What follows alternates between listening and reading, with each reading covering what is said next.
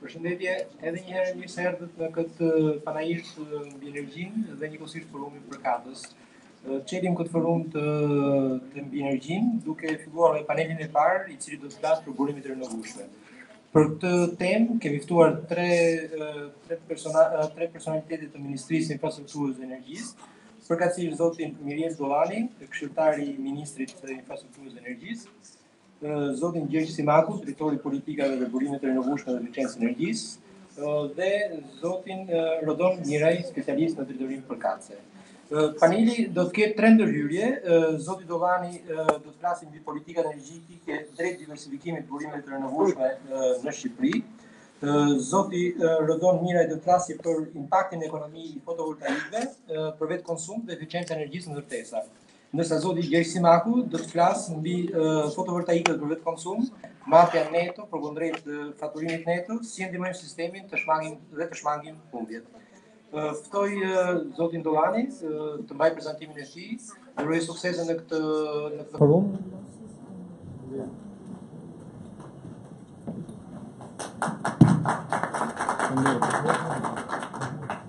Atëherë në radhë të parë dua të them që për mua është kënaqësi që të jem sot këtu midis jush.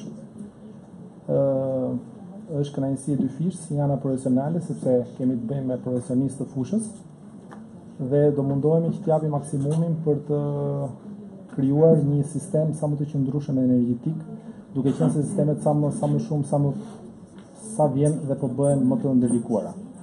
Atëherë unë kam zgjedhur të prezantoj një temë për politikat e diversifikimit të burimeve të rinovueshme energjetike në Shqipëri, pasi siç e dim Shqipëria jon është një kapacitet i vërtet për sa i përket energjive me prodhim nga burimet e rinovueshme.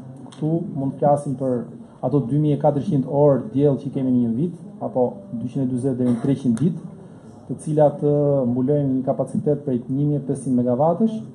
Kemi 8 lumenj kryesor të mëdhenj, kemi 152 lumenj të vegjël dhe pronj të cilët na japin një stabilitet hidro. Po ashtu, edhe pjesë të cilën e kemi në zhvillim e sipër është energjia eolike, e cila përsëri paraqet një fuqi, po themi, të prodhimit nga burimet e rinovueshme të energjisë, që është në zonën e Bregdetit. Shqipëria normalisht është një shtet i cili është i prirur nga pjesa ekonomike ku të prodhoj dhe të përdori sa më shumë energji të rinovueshme. Atëherë,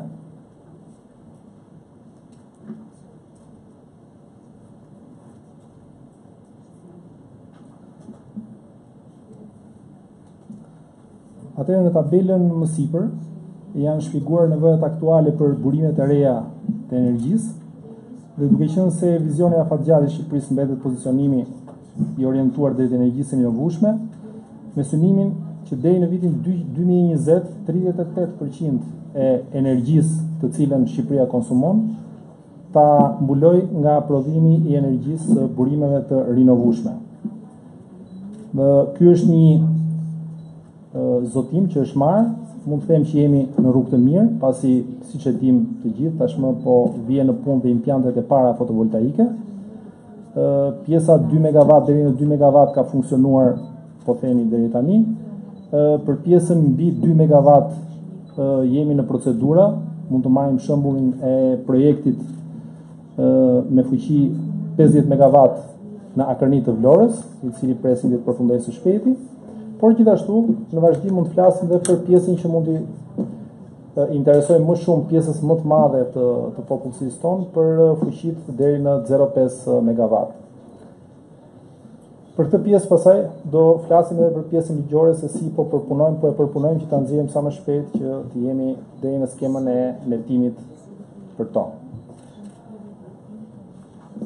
Atëherë, pse kam dashur që të kap këtë temë? Gjithmonë jam munduar dhe kam dashur që zvogloj sa më shumë varësinë ndaj variableve të prodhimit të energjisë në tabelën që ju shikoni në ekran, sipas sezoneve, sepse siç e dim, energjia hidrike gjithmonë ka ato luhatit e veta, është një pjesë e paqëndrueshme dhe gjithsesi duhet menaxhuar dhe duhet bashkuar me pjesët e tjera të sistemit, të cilat janë prodhimi nga energjitë e rinovueshme. Gjithashtu, synim kryesor ka qenë dhe ulja e importit të energjisë, e cili është një objektiv në vazhdim i qeverive. Strategjia politike e qeverisë dhe çmimet preferenciale që janë aplikuar deri tani dhe po aplikohen. Mund të përmendim këtu edhe vendimin numër 205 të endit rregullator të energjisë, i cili sapo ka nisur procedurat për përcaktimin e çmimit të energjisë për energjinë e prodhuar nga burimet e rinovueshme për vitin 2018. Dhe edhe pas gjithë këtyre, pjesa tjetër që ka një impakt të madh është pjesa e punësimeve në këtë sektor. Po të kalojmë në slajdin tjetër, siç mund ta shikoni, tabela majtas tregon konsumin e familjeve dhe jo familjarëve nga viti 2014 deri në vitin 2017, duke treguar një balancim të këtyre dy konsumeve. Ndërsa në tabelën tjetër djathtas ilustrohet prodhimi i brendshëm hidrik, importi dhe eksporti i energjisë nga viti 2014 deri në vitin 2017. Siç vjet re kemi të bëjmë me një sistem që sa vjen dhe bëhet më i paqëndrueshëm për pjesën hidrike. Gjithashtu, aty mund të shikoni importin dhe eksportin e energjisë në vite. Në këto dy tabela, në zbatim të strategjisë kombëtare të energjisë dhe objektivit të vitit 2020, përveç prodhimit hidro, siç mund të shikojmë në tabelën majtas, duhet të konsiderojmë alternativat e prodhimit të energjisë nga burimet e rinovueshme, të cilat bazohen në planin kombëtar të veprimit, dhe këtu shikojmë që fotovoltaikët ka mësuar një rritje nga 50 në 120 MW dhe eolikët nga 30 në 70 MW në pjesën e mëposhtme. Këtu duhet përmendur funksioni i ligjit të energjive të rinovueshme, i cili deri tani duhet themi që ka funksionuar, dhe garantimi i çmimit që ka qenë 100 euro për megavator dhe 76 euro për megavator për pjesën e Power Purchase Agreement. Së fundmi, siç thash, enti rregullator është duke punuar për çmimin e vitit 2018 për prodhimin e energjive të rinovueshme. Besoj që së shpejti duhet përfundoj. Karakteristikat e tabela tjetër, kemi karakteristikat e teknologjive, kemi filluar me hidro, karakteristikat e veçanta të secilës teknologji, i bëjnë ato të paqëndrueshme nëse funksionojnë vetëm. Prandaj duke të realizuar diversifikimin ndërmjet tyre.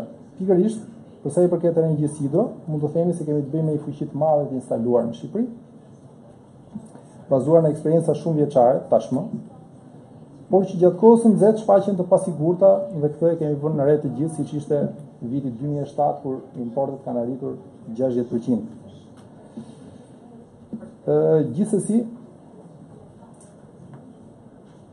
mund të themi që ndërtimi i implanteve hidro kërkon një kohë të gjatë, është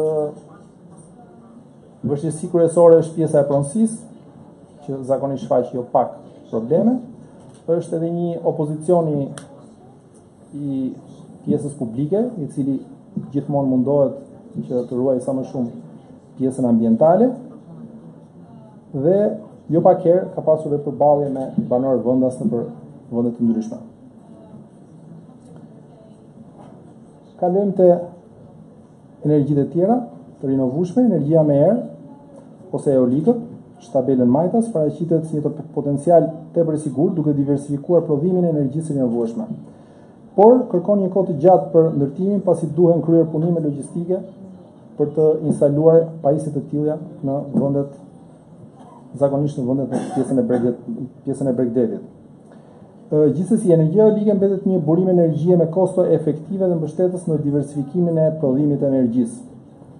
Dhe mund të krijojë probleme edhe ajo me pjesën e banorëve vendas, mund të ketë probleme me pronësinë e tokës, por ka dhe ndikim në mjedis. Megjithatë, të gjitha janë pjesë të parashikuara.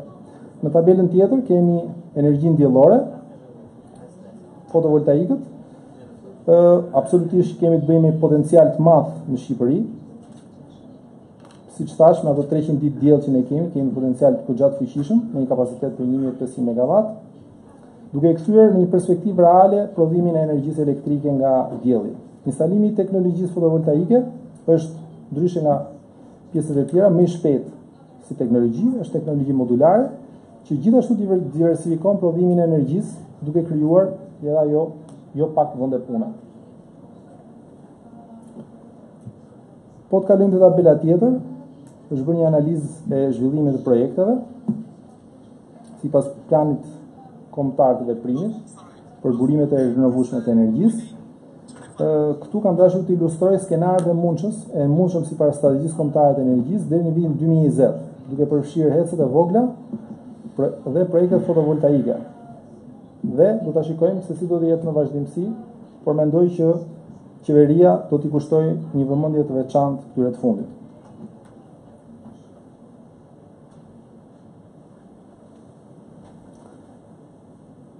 Këtu kemi një analizë për zhvillimin e projekteve të energjisë së rinovueshme, gjithmonë në kuadër të planit kombëtar të veprimit për vitin 2018-2020, dhe kemi një përzgjedhje sipas energjisë së rinovueshme të ndarë sipas fuqisë që do t'i trajtojmë në tabelën që vjen më mbrapa. Këtu kam ilustruar të treja ndarjet, po themi, të prodhimit të energjisë fotovoltaike. Pjesa e parë është më e vogël se 50 kW, pjesa e dytë është 50 kW deri në 2 MW dhe pastaj është pjesa tjetër mbi 2 MW.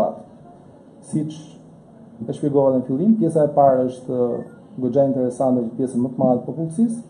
Pjesa e dytë, e cila ka të bëjë që mund të montohet jo vetëm në rooftop, por edhe në tokë, është një pjesë, po themi, mikse.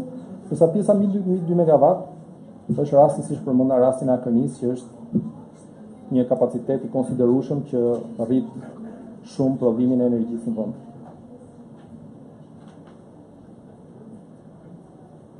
Atëherë, po të shikojmë këtu, kemi ka lloj politikash që janë të aplikueshme sipas ligjit tonë numër 7 të vitit 2017. Atëherë, për pjesën e net metering, për të cilën unë dua të ndaloj pak, duke qenë se është një skem në pjesën e prezantimit se nga ka ardhur, por jo pak nga ne presin që kjo skem të bëhet sa më shpejt të aplikohet. Për këtë jemi duke punuar, sidomos zoti Simaku është duke u marrë me pjesën e net metering, e cila ka të bëjë me raportin konsum-prodhim, dhe që intereson pjesës më të madhe popullsisë për të futur në sistem dhe për të bërë prodhimin e energjisë për pjesën që konsumon dhe për atë pjesë që mund të futet në rrjet.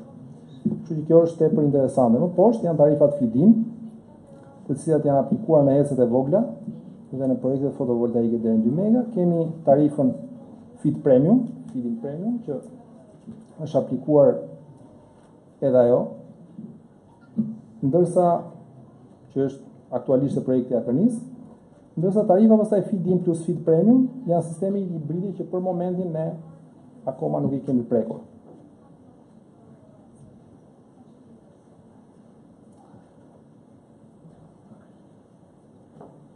Këtu në këtë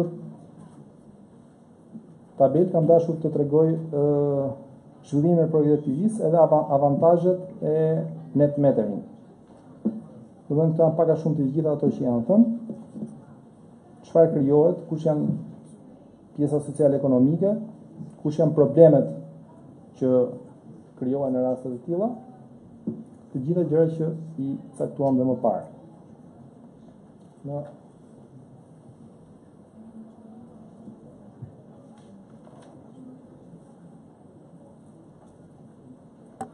Atëherë, këtu si mbyllje, kam dashur që të bëj një shprehje nga Martin Luther King, i cili më ka tërhequr në fillimet e veta, ku thoshte nëse nuk mund të fluturosh, atëherë vrapo, nëse nuk mund të vraposh, atëherë ec, nëse nuk mund të ecësh, atëherë zvarritu, por sido që të jetë, duhet të bësh përpara.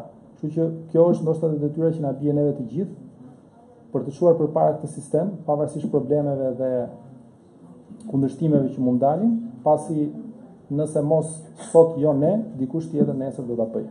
Ju falenderoj shumë për vëmendjen. Faleminderit.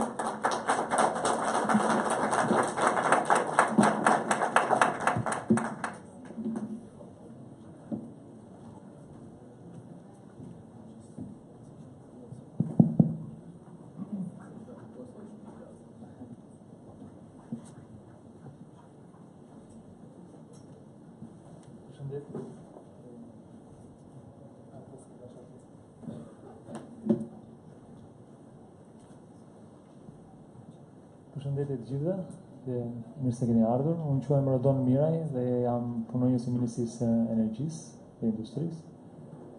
Ne kemi kohë që merremi me skemën e madhes neto, duke munduar ta rafinojmë dhe ta bëjmë sa më të përshtatshme për skenarët për sistemin ton elektrik.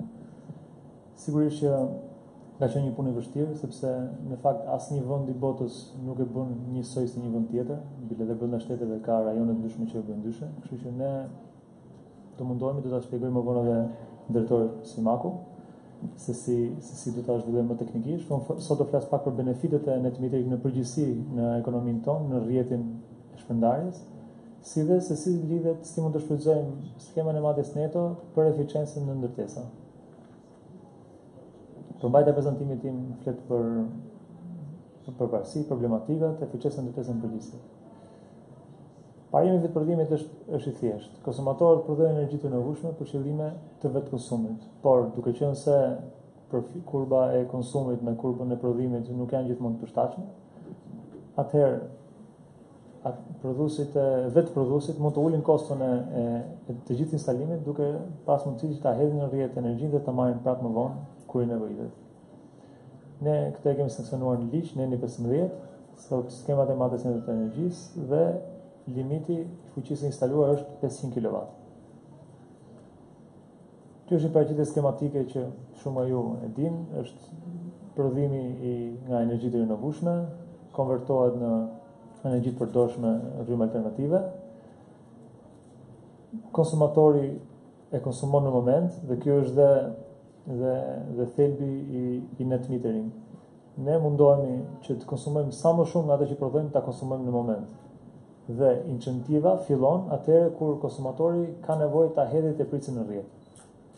Sigurisht nëpërmjet një matësi me 2 drejtime.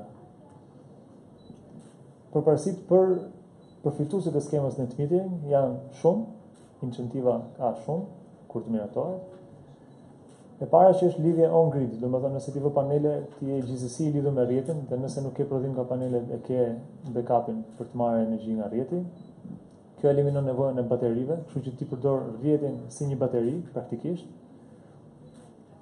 Dhe skema është vjetore, domethënë nëse ke teprica të prodhimit në verë, kur në përgjithësi ka më shumë prodhim për panelet, shansi që jep skema e madhes neto të energjisë, duke qenë skemë vjetore, është se këtë surplus mund ta shfrytëzosh edhe për të ulur faturat e muajve të dimrit ku ke më pak prodhim, ku ke, domethënë, konsum të energjisë elektrike. Dhe duke përfituar nga skema e madhes neto, sigurisht që veçurohen investimet shumë më shpejt. Skema e madhes neto, dhe këto janë bazuar në studime ndërkombëtare, sjell benefite të jashtëzakonshme për të gjithë ekonominë, veçanërisht për rrjetin energjetik. Benefiti i parë janë kostot të shmanguara të energjisë. Sistemet e energjisë diellore dhe eolike prodhojnë energji në vend. Dhe kjo do të thotë që shmangin, domethënë prodhojnë energji aty ku konsumohet. Shmangin nevojat për të pasur energji të re që gjenerohet, që blihet apo importohet. Dhe duke qenë se këta ulin kërkesën e përgjithshme për energji, sidomos në import, ata nëse është përhapur në shkallë të madhe, lejojnë që edhe kosto për të gjithë konsumatorët e tjerë të jetë më ulët. Kemi një reduktim të ndjeshëm të humimit në transmetim, sigurisht ne kemi një sistem centralizuar dhe prodhimin kryet përgjithsisht në veri me heze të mëdha, me keshin. Këto zvoglojnë në mënyrë drastike humbjet në transmetim, duke qenë se dhe për nga mënyra se është vendosur Shqipëria gjeografikisht, rrezatimi është më i madh në jug, në zonën e jugut. Investimi i shmangur për kapacitetet të reja. Nëse ne ulim kërkesën për energji në total, sigurisht që do kemi më pak nevojë për të ndërtuar një hec të ri apo një termocentral të ri. Kemi disa rreziqe financiare të reduktuara dhe nga çmimet e energjisë elektrike. Kjo do të thotë që duke qenë se çmimet e importit, sigurisht që ne vajemi nga importi, duke qenë se situata jonë hidrike është shumë variabël, duke pas më pak nevojë për energji në total si vend, ne mbrohemi nga kostot dhe nga luhatshmëria e çmimeve të bursës në ndërkombëtare. Elasticiteti i rrjetit, në të vërtetë teknologjitë e reja të fotovoltaikeve kryesisht janë të bëra të tilla që inverteri punon në sinkron me rrjetin. dhe është totalisht i integruar me kërkesat dhe me mënyrën e funksionimit të rrjetit. Këtu kemi disa përparësi në kostot e evituara të përputhshmërisht me standardet mjedisore. Kjo do të thotë që duke prodhuar duke vetë prodhuar energjinë, ne shmangim nevojën për sidomos në ndërtesa publike, për të përdorur energji fosile, për të përdorur naftë kryesisht ose druzjarri për të ngrohur ambientet tona. Dhe këto dhe duke qenë se këto standarde po bëhen gjithmonë më strikte, sigurisht që kur prodhon nga energji të rinovueshme, atëherë e shmang një kosto të mos ndotjes së mjedisit nga këto mënyra të tjera të prodhimit të energjisë. Shmangja sigurisht që ka benefite mjedisore dhe sociale.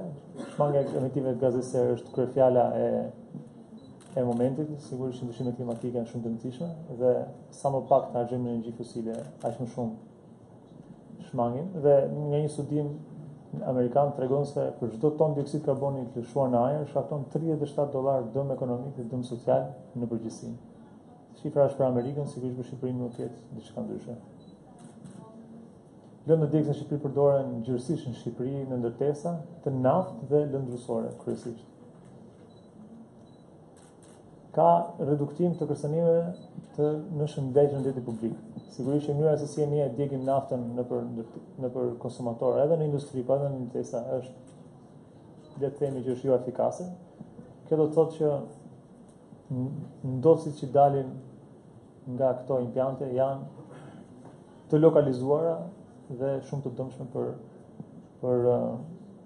për zonën që rrethon implantin që djeg lëndë fosile. Kemi krijim vende pune dhe rritje ekonomike. Shumë nga ju këtu në këtë sallë janë prodhues ose shitës të implanteve fotovoltaike dhe ata e dinë se sa shumë punësim krijon instalimi i implanteve fotovoltaike. Në këtë moment që jemi ne kemi disa iniciativa akoma pa miratuar sistema markes neto. Po sigurisht që kur miratohet ketë një shpërndarje të gjerë, rritjet e punësimit do jenë galopante. Për shembull në Shqipëri në 2014, industria e energjisë diellore shtoi vende pune 20 herë më të mëdha, 20 herë më shumë se sa çka shtuar ekonomia në përgjithësi. Ky është një studim shumë interesant, është metastadi, domethënë është përmbledhje e 11 studimeve të ndryshme të bëra në Amerikë për vlerën e energjisë diellore të hedhur në rrjet nga vetë konsumatorët. Dhe këtu nuk duket mirë nga prezantimi, po ta shohim, janë të gjitha studimet kanë ndarë disa në koston e energjisë, kur e kanë vlerësuar këtë energji që i hedhet në rrjet, e kanë ndarë në gjitha benefitet që përmendëm më sipër, benefit mjedisor, benefit i energjisë elektrike, benefit i humbjeve të shmangura. Dhe sigurisht dhe në tabelën e ardhshme do shohim që krahasohet çmimi aktual që është me buqell, është me blu, çmimi aktual i energjisë elektrike dhe vlera e vërtet e energjisë elektrike që është hedhur në rrjet, që është me të kuqe. Dhe sigurisht që edhe në studim përdor një shprehje që kjo vlerë far outweighs vlerën e energjisë elektrike. Domethënë është vlerësimi shumë e madhe vlera, duke marrë parasysh të gjitha kostot, të gjitha përfitimet që sjell, si mjedisore dhe me emitimet të gazeve serë të gjitha. Por kjo nuk vjen pa probleme, sigurisht që skema e markes neto është një incentiv dhe me këtë kemi disa probleme me disa nga prodhuesit e paneleve që mendojnë se është vetëm një burokraci, një shkresurin që të mund të këmbesh energji me rrjetin, por jo. Rrjeti duhet të bëjë të mundur që të marrë energjinë kur ti nuk e do dhe sigurisht ta japi në një kohë që ty të duhet. Dhe përgjithësi për konsumatorët familjar, kjo kohë është gjatë ditës dhe nuk është gjatë orarit pikut, domethënë prodhimi, dhe në kohën e pikut, kur s'ka diell, mbas dite, që koha pikut është mesdite, atëherë këta konsumatorë kërkojnë mbrapsht energjinë. Sigurisht që atëherë mundësia që ne japim familjarëve për ta këmbyer energji me rrjetin është një incentiv shumë i mirë. Incentiv tjetër është që ne kemi saktuar një skemë vjetore të këmbimit të energjisë, siç është shpjeguar më parë. Dhe rrjeti sigurisht që OSHA ka pas disa mendime në lidhje me përshtatshmërinë e këtyre implanteve në rrjet, që ne kemi relativisht një rrjet të amortizuar, sigurisht sidomos në zonat rurale. ata kanë shpërë probleme edhe në balancimin e rrjetit, sidomos në tensionin 0,4 kV. Ata kanë ekziston dhe një vështirësi në ngritjen nga ana informatike e këtij sistemi të net meterit, në mënyrën se si do funksionojë, si do mbahen bilancet për secilin konsumator. Ka nevojë për investime në rrjet, sigurisht, që ta përballojnë. Por më e rëndësishme është zgjedhja për nga ne politik bërësit, profesuesit e ministrisë, zgjedhja një sistemi kompensimi të drejtë për vetëprodhuesit në mënyrë që kostot e shmangura nga ata që përdorin të përdorimit të rrjetit të mos përballohen konsumatorët e tjerë. Çfarë do thotë kjo? Do thotë që nëse këta persona që përfitojnë nga skema e marrjes neto mund të arrijnë që të kenë një kosto zero të faturës së energjisë elektrike nëpërmjet këtyre incentive, kjo do të thotë se gjithashtu ata nuk po shlyejnë koston e investimit në rrjet që është bërë për të furnizuar këta me energji, dhe po përdorin rrjetin në mënyrë të dyfishtë. Ka shtete që bën një taksë volumetrike për shembull, përse sa e përdor energjinë, se në fund të muajit mund të kesh një balans zero, por ti ke përdorur shumë më shumë se çdo përdori në një drejtim.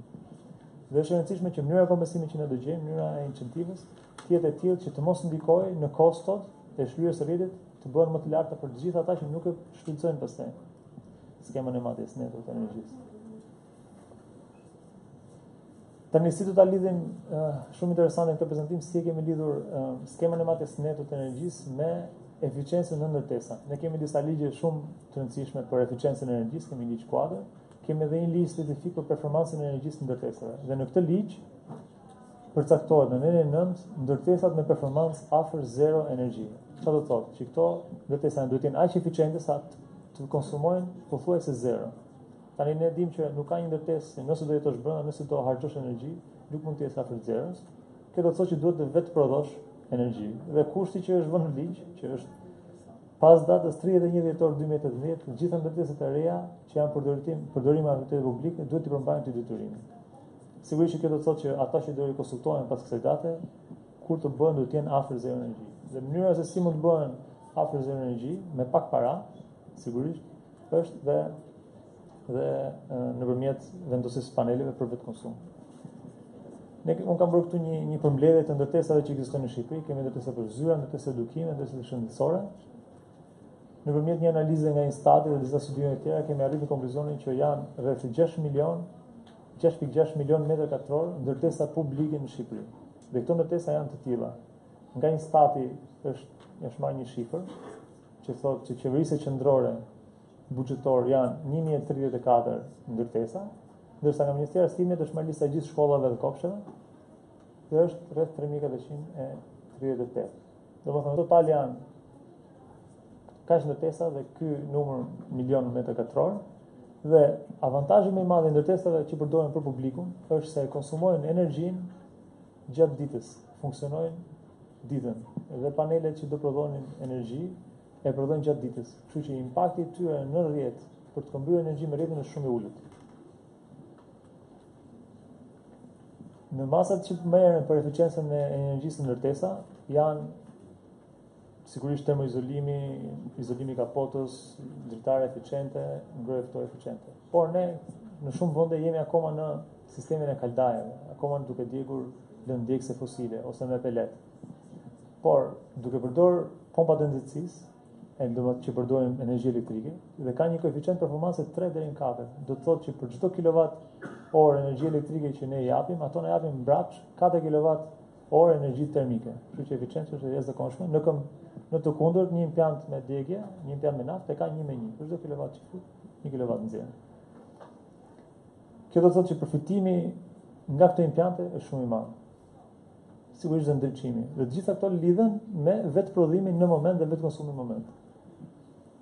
Nga një sondazh dhe nga një studim i vogël që unë kam bërë, del se nga aq ndërtesa sa kemi publike, me atë sipërfaqe që kemi, një sipërfaqe tarace mesatare të këtyre ndërtesave është 550 metër katror. Por në 550 metër katror ne mund të vendosim rreth 40 kW mbi taracën e këtyre paneleve, mbi taracën e ndërtesës. Që do të thotë 40 kW prodhojnë rreth 61 kWh në vit për secilën ndërtesë. Çmimi sigurisht është rreth 900 euro për kilowatt për momentin, domethënë kosto totale për të gjitha ndërtesat është rreth 170 milion euro, por këto kanë një veçshlyerje 5 deri në 6 vjet. nëse do bënim të gjithë stokun e ndërtesave publike. Vetëm me këtë mazë, vetëm me vendosjen e paneleve diellore në Tarancë. Dhe çfarë do të thotë kjo? Do të thotë që nga kursimi vjetor, nga të gjitha ndërtesat publike, është 284.5 gigawatt orë në vit. Nëse të gjitha ndërtesat do bëshin të tilla. Praktikisht këto ndërtesa zhduken nga sistemi i rrjetit, nuk janë më konsumator, përveç se në fundjavë por nuk përdoren që mund ta hedhin energjinë e tepërt në rrjet. Dhe kjo vlerë është rreth 36.7 milion euro në vit kosto të shmangura. Me një vështirë 56 vite. Po çfarë do të thotë? Kjo ka nevojë për financim. Dhe 40 kW për çdo ndërtesë janë pak, janë rreth 40.000 euro, nuk është një kosto e jashtëzakonshme për buxhetin. Por duke qenë shumë, ndërtesa bëhet e konsiderueshme. Atëherë, mënyra se si mund ta financojmë këtë, është një financim direkt. Pagesa kryhet përpara instalimit, e financohet nga buxheti i shtetit ose nga buxheti i bashkisë për shkolla. Por e dim që buxheti është i vështirë për t'u alokuar për këto masa të reja, po themi, eficiente me veçtyre të lartë etj. Mund të merret dhe kredi për ta shtyr, por kredia ka, nëse kredin e merr me një konsumatori nga banka, ka një interes relativisht lartë dhe nuk ka kapacitete teknike të mjaftueshme për të prokuruar secilën në secilën ndërtesë. Kështu që sugjerimi im është që të përdoren ESCO-t. ESCO-t janë një kompani të shërbimit energjetik quhen, janë shumë të qarta, është një biznes shumë i qartë në mënyrë se funksionon. Dhe mënyra se funksionon ata janë që ata e bëjnë investimin në panelet diellore, ata bëjnë një audit pak a shumë se sa nevojë ka, sa nevojë ka ndërtesa për panele, për të plotësuar totalin e konsumit vjetor. Dhe nga ana e konsumatorit, nga ana e zotëruesit të ndërtesës publike, ministrisë, shkollës, spitalit etj., nuk ka asnjë kosto fillestare, ka një prodhim të garantuar, sepse ai që ka vënë panelet e ESCO-s do ta garantojë investimin e vet, që t'i kthehet investimin mbrapa, të garantojë kursimin e energjisë. Dhe kosto është më lirë, sepse ESCO-t mund të marrin financim shumë më të lirë nga bankat se sa qytetarët e thjeshtë, se sa institucionet. Sigurisht që kemi edhe mundësi financimi nga fondi i eficiencës energjisë, por që nuk është kryer akoma për momentin. Domethënë, një ESCO do ishte mundësia më e mirë për të zhvilluar këto kapacitete. Konsumatori, ndërtesat publike vazhdon të paguajnë të njëjtën sasi parash derisa arrihet veçlyrja, megjithëse fatura do t'i ulet në mënyrë drastike gjatë vitit, mund të shkojë gati 0, mund të shkojë 20% e faturës. Ata vazhdojnë për 5 vite paguajnë të njëjtën sasi parash, por pas asaj kishim 36 milion euro të kursyera çdo vit. Dhe në punën tonë sigurisht që ne mundohemi shumë për të bërë këto ligje dhe për t'i dhënë një nxitje energjive diellore. Dhe duke shprehur falënderimin tim, desha më tregu edhe se njerëz janë edhe pak më të bindur se si funksionon, se si mund të arrijnë të fundjalin me panelet diellore. Ju falenderoj.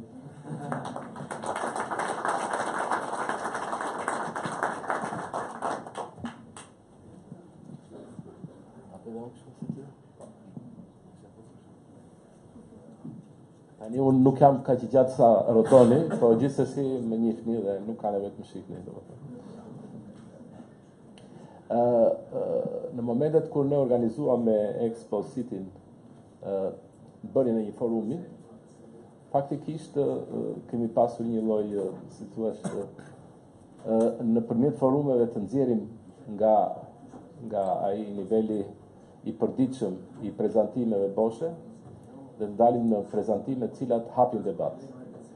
Dhe seriozisht, duke qenë se unë kam pasur probleme dhe mia familjare, normalisht të dy kolegët e mi nuk i kam kontrolluar në atë kuptimin që ai ta shikojmë së bashku dhe me radhë prezantimet, por i kam lënë në rënë të lirë dhe sot ndjehem vërtet shumë i kënaqur kur shoh që dy kolegët, pavarësisht nga rinia që kanë dhënë jashtëzakonisht shumë dhe për këtë ndjehem shumë krenar.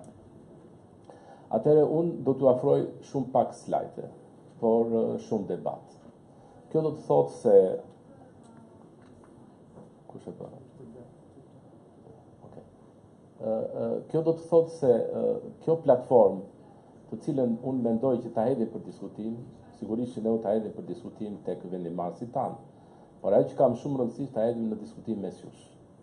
për të pasur një lloj logjike në vendosjen e matjes neto të energjisë. Ju siç e dini, ne kemi avancuar me matjen neto të energjisë, sepse e kemi sankcionuar në ligj. U bë një vit e gjysmë që kushdo nga ju ka të drejtën ligjore të montoj panele fotovoltaik në çatin e vet dhe është okay me ligjin. Por mbet edhe diçka tjetër, që ne të jemi kompatibël me rjetin, që ne të jemi happy me njëri tjetrin, duhet ta bëjmë këtë gjë edhe në mënyrë më të arsyeshme dhe në mënyrë më konkrete, në mënyrë që të pranohet nga palët. Sigurisht që sistemi elektroenergjetik shqiptar ka vjetra probleme,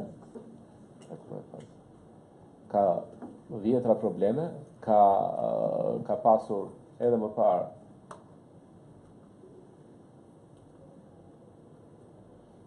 del nga një sistem jashtëzakonisht mund të them i rënuar, por puna që është bërë këto 5 vite është e jashtëzakonshme. Dhe më në fund ne po shohim dritë në fund tunelit, ku edhe rjeti i shpërndarjes së energjisë elektrike po na ndihmon për të futur këto teknologji të reja, siç është teknologjia që diskutojmë.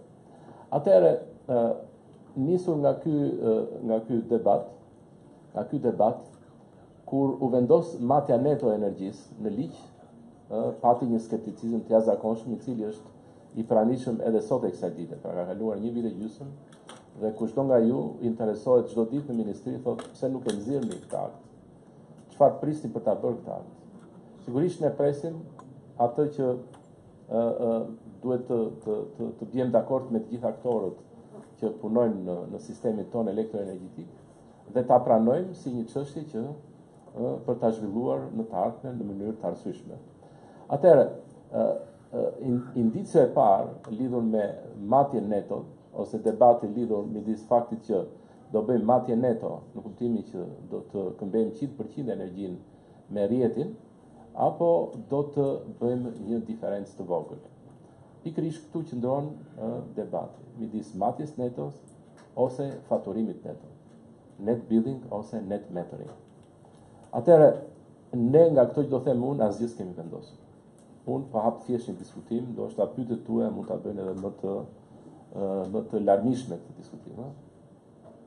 Shqipëria, siç e dini, Shqipëria është e rregulluar me çmime të rregulluara të energjisë elektrike.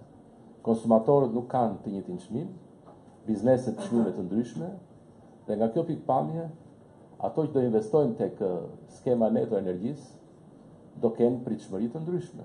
Dikush do ta kthej investimin për 6 vite, dikush mund ta kthej për 3 vite. Por pikërisht ky fakt bën që ne të mendojmë që kjo mënyrë qasje, qofshin familjar ose jo familjar, nuk është fair. Në kuptimin që ai që ka mundësi më tepër të investojë, mund të investojë në matjen neto, po pse jo? Pse mos jetë kjo edhe për familjarët? Atëherë, nisur nga kjo, ne po diskutojmë më gjatë lidhur me matjen neto. Atëherë, ç'përbën matja neto? Një grafik i thjeshtë i çmimit, i cili vazhdimisht rritet për shkak të rivlerësimeve që bëhen nga rregulatorët ose nga tregut.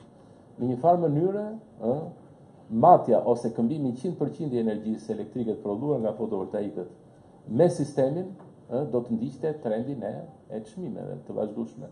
Kjo do të vështirësonte në një farë mënyre dhe faturimin e energjisë elektrike nga fotovoltaikët, pra të kthimit të mbrapsht 100% të energjisë. Pikërisht kjo është formula e parë. Formula e parë nuk do të ishte e njëjtë për klientët familjar, sepse ajo është me 9 lekë, por do të ishte shumë me levergji për klientët që kanë një çmim 14 lekë. Në këtë kuptim që këtu lind padrejtësia për t'i bërë aktorët i njëjtë. Atëherë ku qëndron diskutimi që duam të bëjmë ne? Në vend të ndjekjes së çmimit ose këmbimit 100%, pse mos vendosim disa nivele konstante në momentin kur investohet te fotovoltaiku? Pikërisht këtu qëndron dhe faturimi neto. Në këtë çmim që do vendosim, i cili është normalisht më i ulët se sa çmimi që shet osheja tek konsumatorët, me këtë mbulojmë edhe faktin që zgjojmë interesin edhe për konsumatorët familjarë, të cilët sot e kanë çmim më të ulët se sa konsumatorët industrial, ndoshta nesër ndodhe kundërta. Si në shumë vende të botës ku industritë kanë çmim më të ulta sepse janë prodhuese, vendet prodhuese kanë çmim më të ulta në industri se sa në rezidenca, mund të ndodhe kundërta. Pikërisht kjo na bëri që të ulemi dhe të diskutojmë. Atëherë, në faturimin neto, çfarë çmimi duhet vendosim? Kush është më fair si çmim? Duke vazhduar me diskutimin, bëhet normalisht një analizë midis prosumerit familjar ose rezidencial dhe prosumerit komercial. Në të dyja pamjet ne shohim se kemi injektimin në rrjet nuk është i njëjtë. Sigurisht, ai që shkon punon te konsumeri komercial, te prosumeri komercial, ai e shfryzon më mirë pjesën që në kohë reale, pjesën e cila prodhohet nga fotovoltaikët dhe e konsumon në vend. Dhe vetëm një pjesë fare vogël i ngelet për ta hedhur në rrjet. Përkundrazi, rezidenciali ka një qasje krejtësisht tjetër.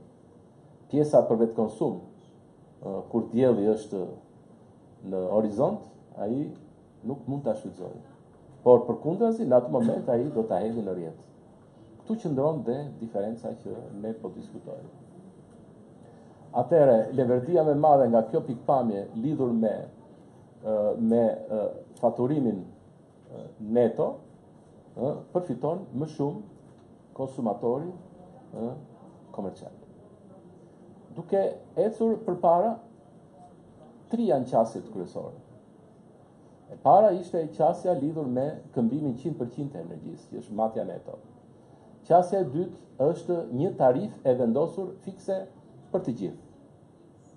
Por më fair, të paktën ky është mendimi im, do të ishte faturimi neto sipas një skeme ku ne do të ndanim sipas madhësisë instalimit edhe çmimet përkatëse të kthimit të energjisë për vetë konsum ose të kthimit të energjisë nga rrjeti, nga injektimi nga rrjeti. Kështu që gjykoj se është shumë më fair të vendosim pikërisht këtë. Sa më i madh impianti, aq më ulët çmimi.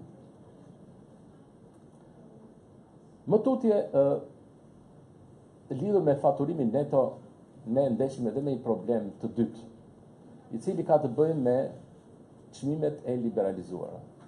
Në momentin kur çmimet do liberalizohen dhe do të kemi një ulje ngritje të çmimeve, pikërisht faturimi neto do na ndihmonte, sepse do të ishte një vlerë krejtësisht konstante e vendosur nga enti regulator, sipas studimeve dhe sipas metodologjive përkatëse.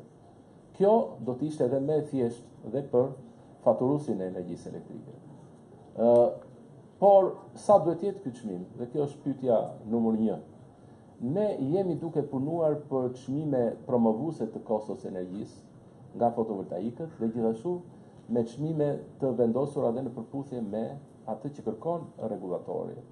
Pra këtu do të respektohen të gjitha palët. Pra nuk mund të themi ne si politikë bërës që vendosni këtë çmim, kur kjo është një drejtë e regulatorit. Sigurisht që ne vazhdimisht jemi duke punuar, çdo ditë vendosim nga një tull në metodologjinë që kërkon ligji për këtë çështje. Por nga se afektohet metodologjia e çmimit? Metodologjia e çmimit, siç e dini ju, nuk është thjesht blerja e një paneli, e një moduli, por ai shoqërohet me të gjithë impiantin e vendosur.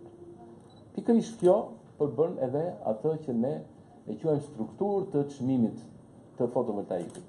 Pra nëse impianti ose moduli do të kishte një çmim të caktuar, pikërisht ai do të afektohej nga norma të tjera që vijnë si rezultati i vendosjes, si rezultati i inxhinieringut, i projekteve të ndryshme, i lejave që duhet të marrin, i dëmit, le të themi në thonjza që i bëhet OSHE-s dhe të tjera si këto.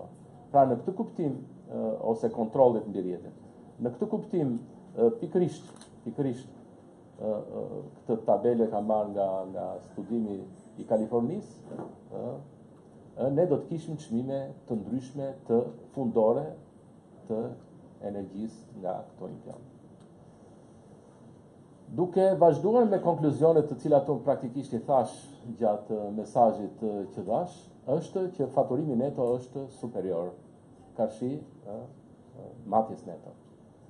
Dhe kjo do të kërkojë nga ne një analizë edhe më të thelluar, po sigurisht një analizë që mbështetet mbi kostot reale që ka sot shpërndarësi i energjisë elektrike, i cili do ta dominojë lejëdhënien në këto sisteme.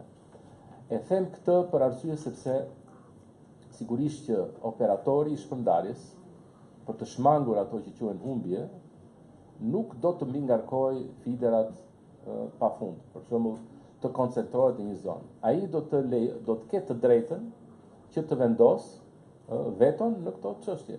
Pavarësisht se njerëzit mund të jetë një grup me vila të cilët mund të mbushen të gjithë me fotovoltaik, por nuk është ky rasti. Ne mendojmë që ato të jenë masive, të jenë të lira, të vendosen nga kushdo, por nuk mund të vendosen edhe pa kritere të shëndoshta, të cilat i vendos pikërisht operatori i sistemit të shpërndarjes. Unë ju falenderoj dhe dua të them që këto konkluzione i kam bërë së bashku me një mikun tim gjerman, i cili është nga E3 Analysis. Edhe merret me studime të ngjashme në Bashkimin Evropian. Ju falenderoj.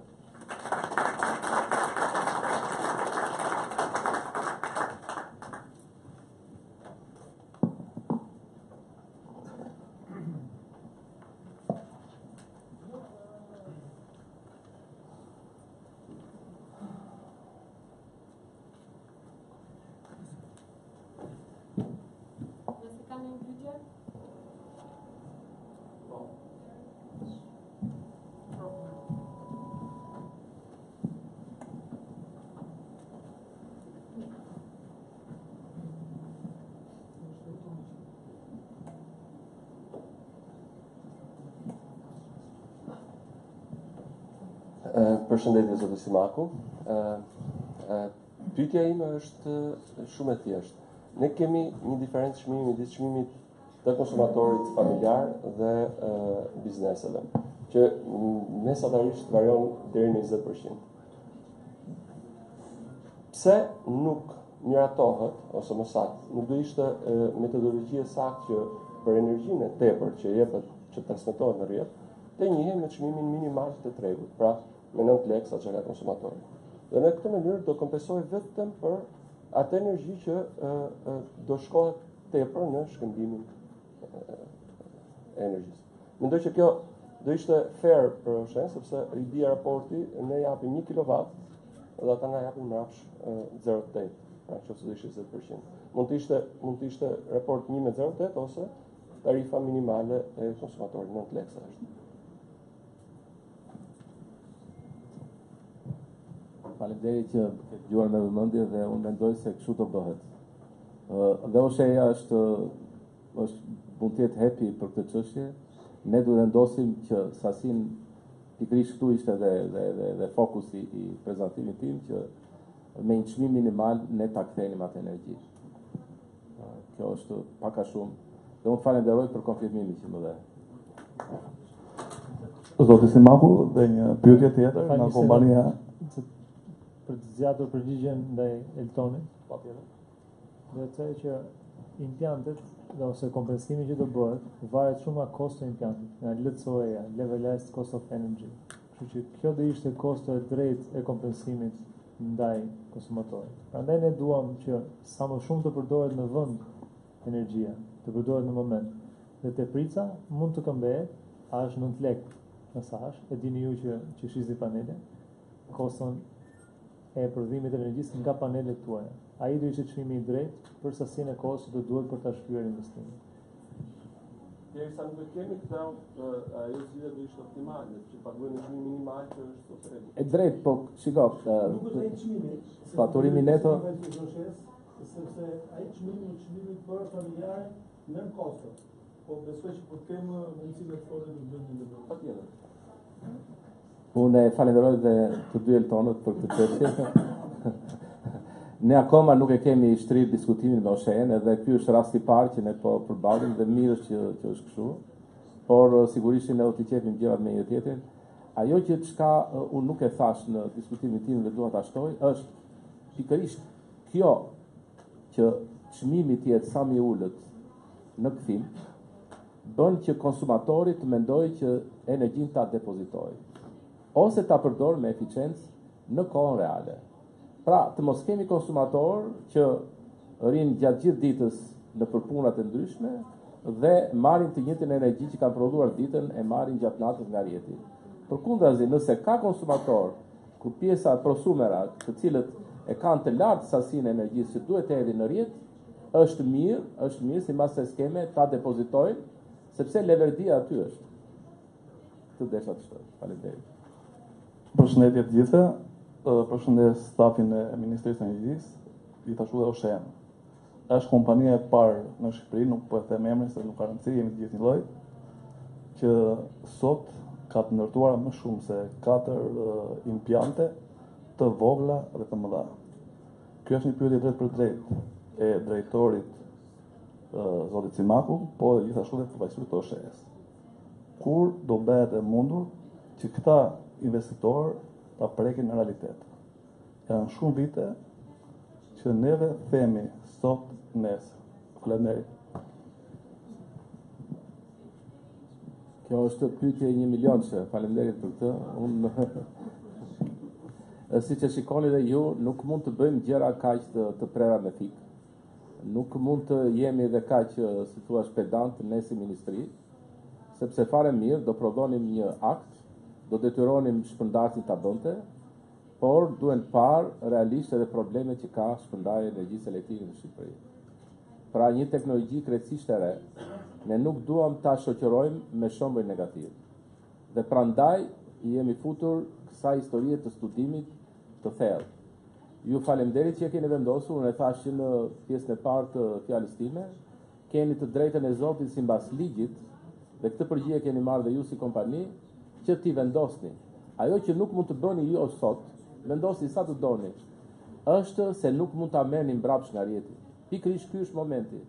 Por që keni të drejtën e ligjit ta vendosni, këtë nuk u heq askush. Pikërisht për këtë pjesë që ju mos ta humbisni, ne duhet të jemi të qartë brenda sistemit ton dhe të jemi kompatibël në momentin kur e nxjerrim këtë vendim. Vendimi ka zgjatur dhe mund të zgjasë edhe më tepër, sepse lidhet me vendimarrje deri në nivelet e ulta të shpërndarjes. Eltoni mund ta thotë fare mirë që si janë këto probleme, sa të mprekta janë, ka dhe skepticizëm në mes, ka shumë skepticizëm në mes. Unë kam dëgjuar bile që po të bëhet kjo do të jetë si një gomë e shpuar me pulla. Nuk është kështu fare.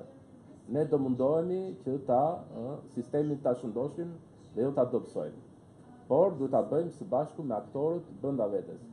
Unë e thash, kjo nuk kemi marrë vendim, kjo është platformë për diskutim. Dhe shumë mirë që jemi së bashku. Faleminderit.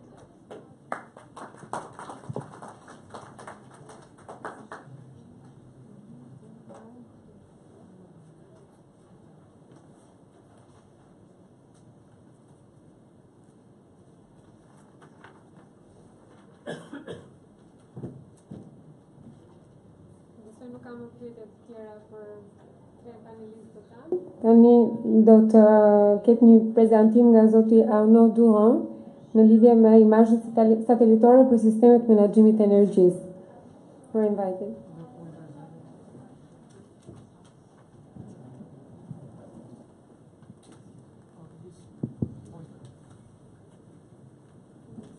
Oh, it's better here. Thank you very much. Hello, I'm Arnaud Durand. I'm from European Space Imaging, and we are a satellite operator, and we are operating satellites that takes pictures of the Earth, satellite imagery. So you are certainly wondering what is the link between satellite imagery and energy?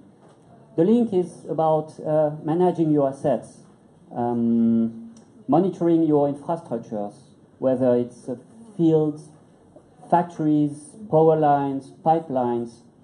Satellite imagery also helps you to prove that you comply with environmental regulation. It helps you to develop your projects and to mitigate the risk. So let's have a look now more in details.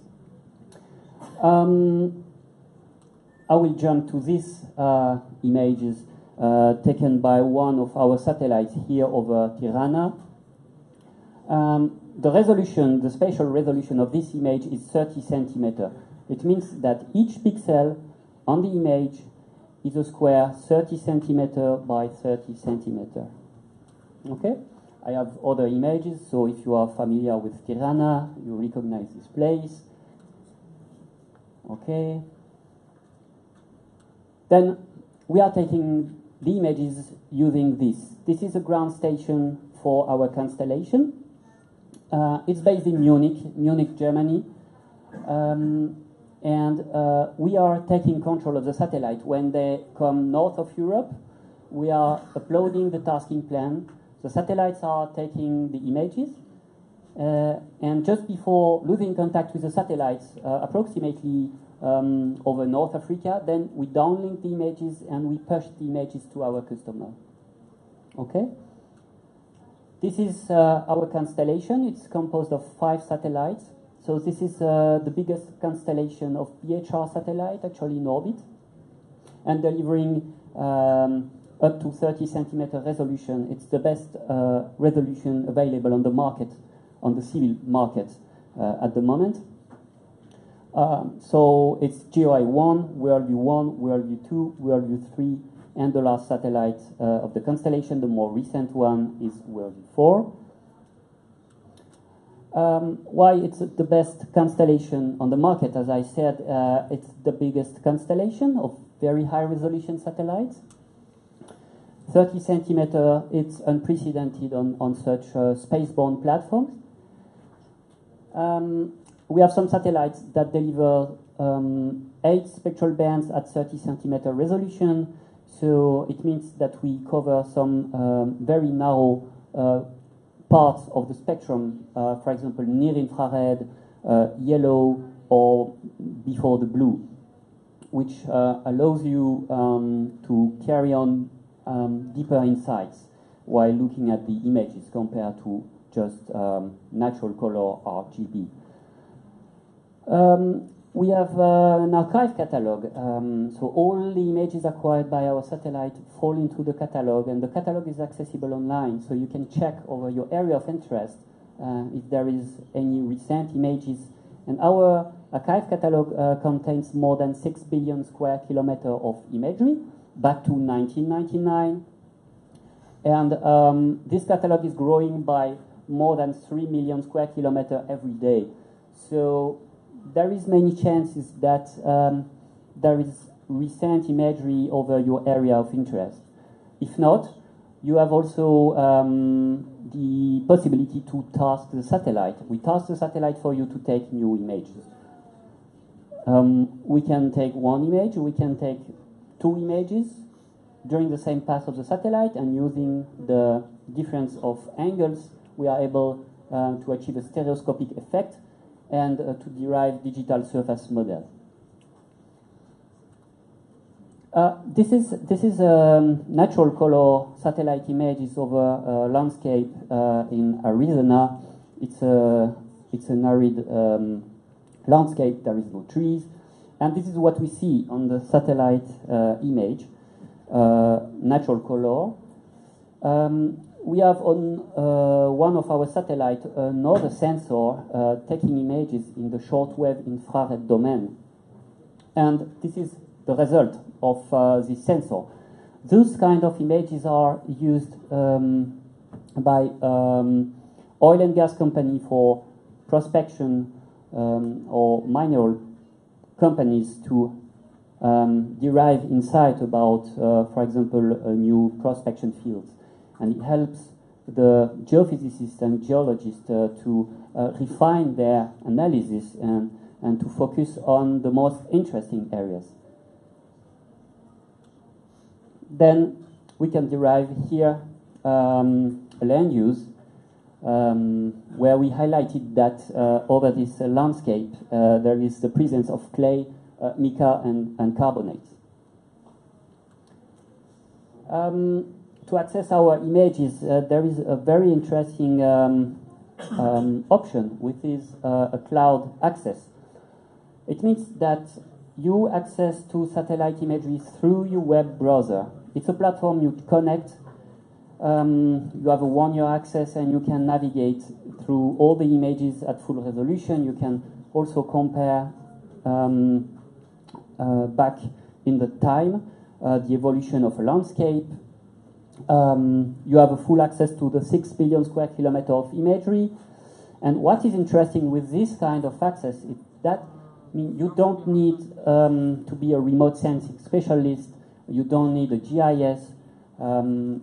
You just need a web browser and the credential. You connect, and all the members of your organization, they can share the credential, they can access to imagery without being a specialist or without having a heavy workstation to process images. We have another product which is called Building Footprints, and it relies on deep learning and leveraging our catalog. So all the stack of images of a given area give us a deeper impact. It means that we can extract all the polygons around the buildings over an area, and this is used, for example, by project management in infrastructures companies that needs to have an overview of who will be impacted by a new infrastructure, for example, or to derive census. And this is very interesting, especially over areas where you don't have access to reliable topographic maps. So you can use this, for example, at the scale of 2,000. It's perfectly fitting this precision and gives you better insight. Here in Albania, we have a reseller. It's the company GeoViosha. They have a booth. This is the first booth outside of the room. I will be there the whole morning. So if you have any question about satellite imagery, don't hesitate to come by. They are also familiar with our images since they are an official reseller here in Albania. So you can contact them, you can contact me, and we will provide you additional information about satellite imagery. And now to finish the presentation, because it's always nice to see satellite images, so some examples of mines. This is in Namibia. This is a quarry. We can zoom to see the operations. 30 centimeter imagery. Here you can see that the quarry is very close to a urban area, so imagery is used to mitigate the risk. Here you can see the trucks here operating thanks to the 30 centimeter resolution. It's another query, so those images are used to prove that the operators stick to the environmental regulation and revegetize the area after the operations. Thank you for your attention. It's the end of my presentation. Thank you very much. I don't know if we have the time for some questions, or if not, you can just come by and we can discuss.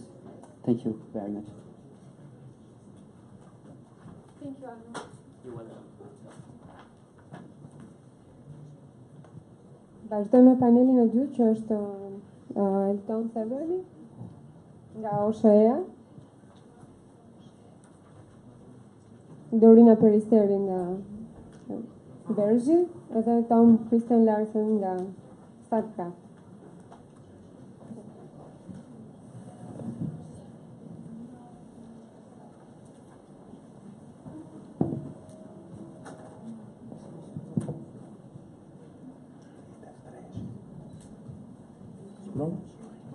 Po.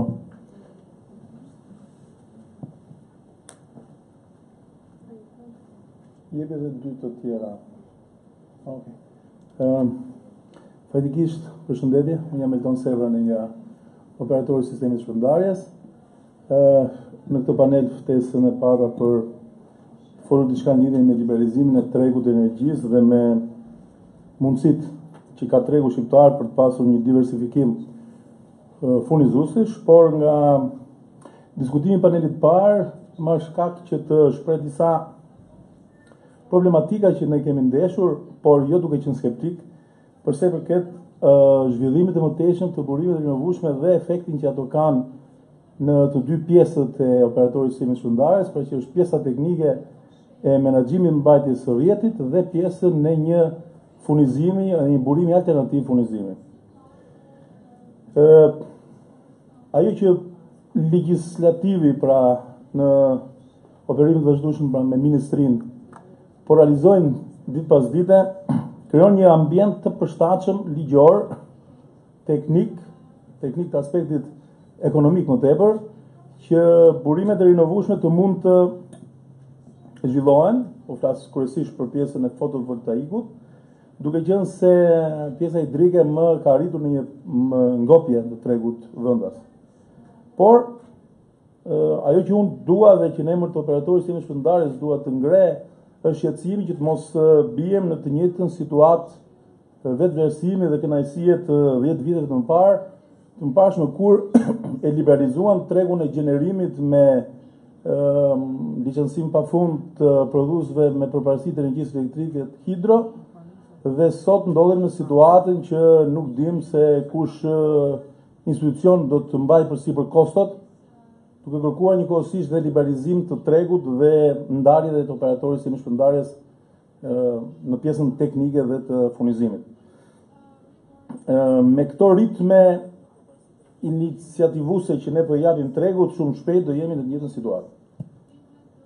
Pra në aspektin teknik do të kemi problematika shumë të mëdha se sa sot po ndeshim përsa i përket ndikimit negativ në rrjet në situatët e mbiprodhimit të prodhuesve hidro, të cilët në 3-4 mujorën e parë të këtij viti të mirë hidrik, ku gjithë qytetarët ishin të kënaqur me qenë se Shqipëria po prodhonte, të kishin mundësinë që të kishin një çmim ose një prezantim për një çmim më të ulët në vitin 2019, ndodhi përsëri e kundërta.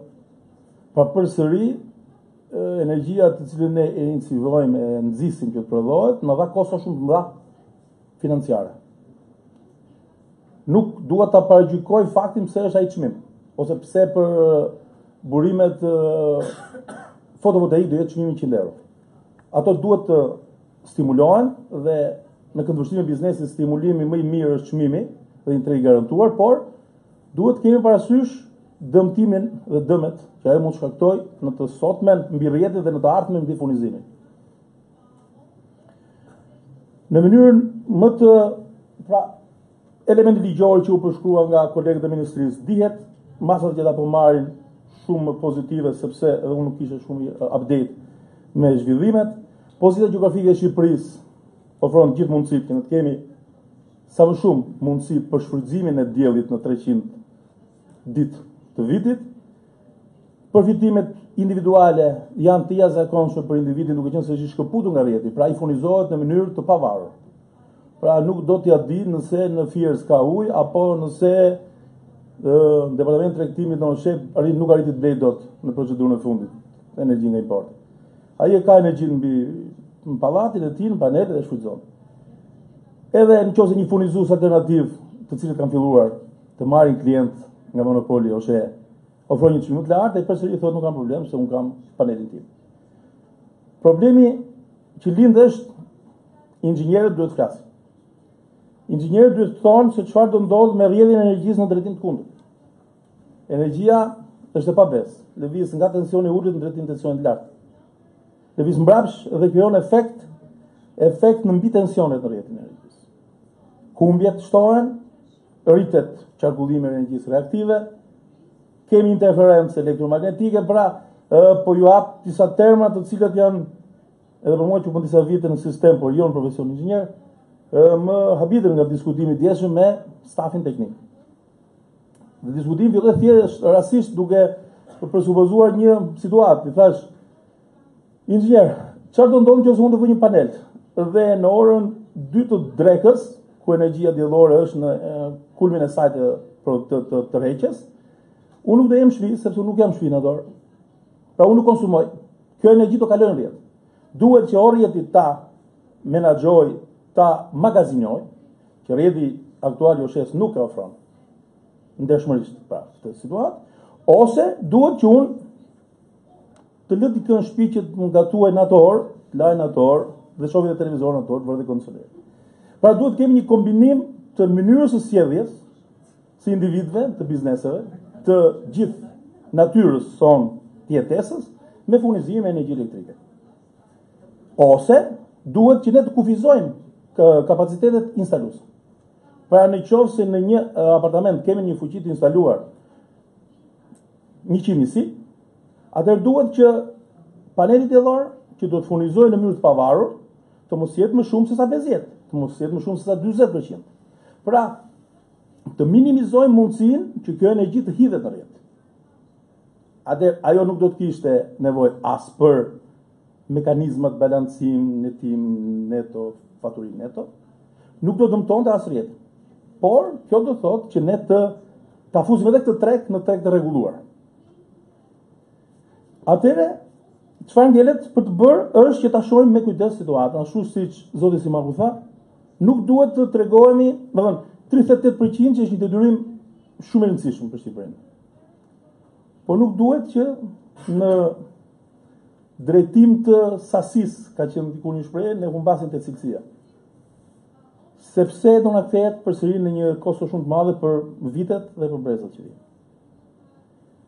Elementet teknik që u diskutuan për sa i përket netim, faturim neto, netim neto, siç u tha dhe nga ministria, duan një oponencë dhe ne si OSHE kemi përgatitur mjaft element të tillë.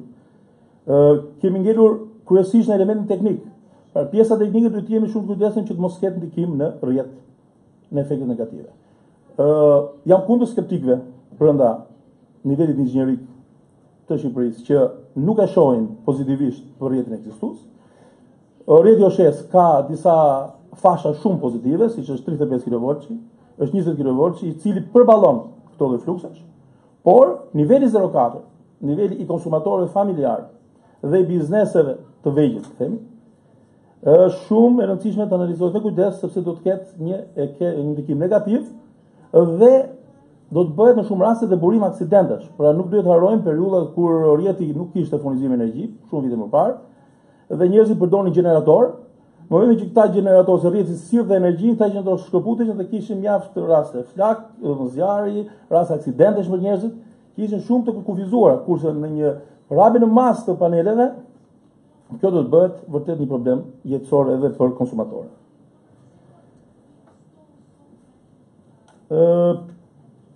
OSHE ka marrë parasysh faktin që duam s'duam kjo politikë do të marrë zhvillim. Dhe po punon me aq mundësi financiare se ka që të maksimizojë investimet në rrjet, kryesisht në rrjetin 0.4. Për të thënë në mënyrë të plot, në qoftë se ne nuk kemi një sistem matje smart, dhe jo vetëm individual smart, por në një skadë të përgjithshme menaxhimi, besoj që do të nuk jetë shumë i suksesshëm implementimi në masë të gjerë i gjenerimit fotovoltaik. Sepse në qoftë se nuk do të kemi në kohë reale minimalisht në për rajonet caktuara, zona, në stacion ose fidera, flukset që do të gjenerohen nga brenda sistemit, atëherë ne nuk i paraprim dot asnjë lloj defekti ose stakimi, sidomos kjo do jetë problematike në periudhën e verës, ku do kemi njëkohësisht gjenerim të madh, do kemi njëkohësisht konsum, por jo të alternuar në kohë dhe në pozicion gjeografike të njëjta.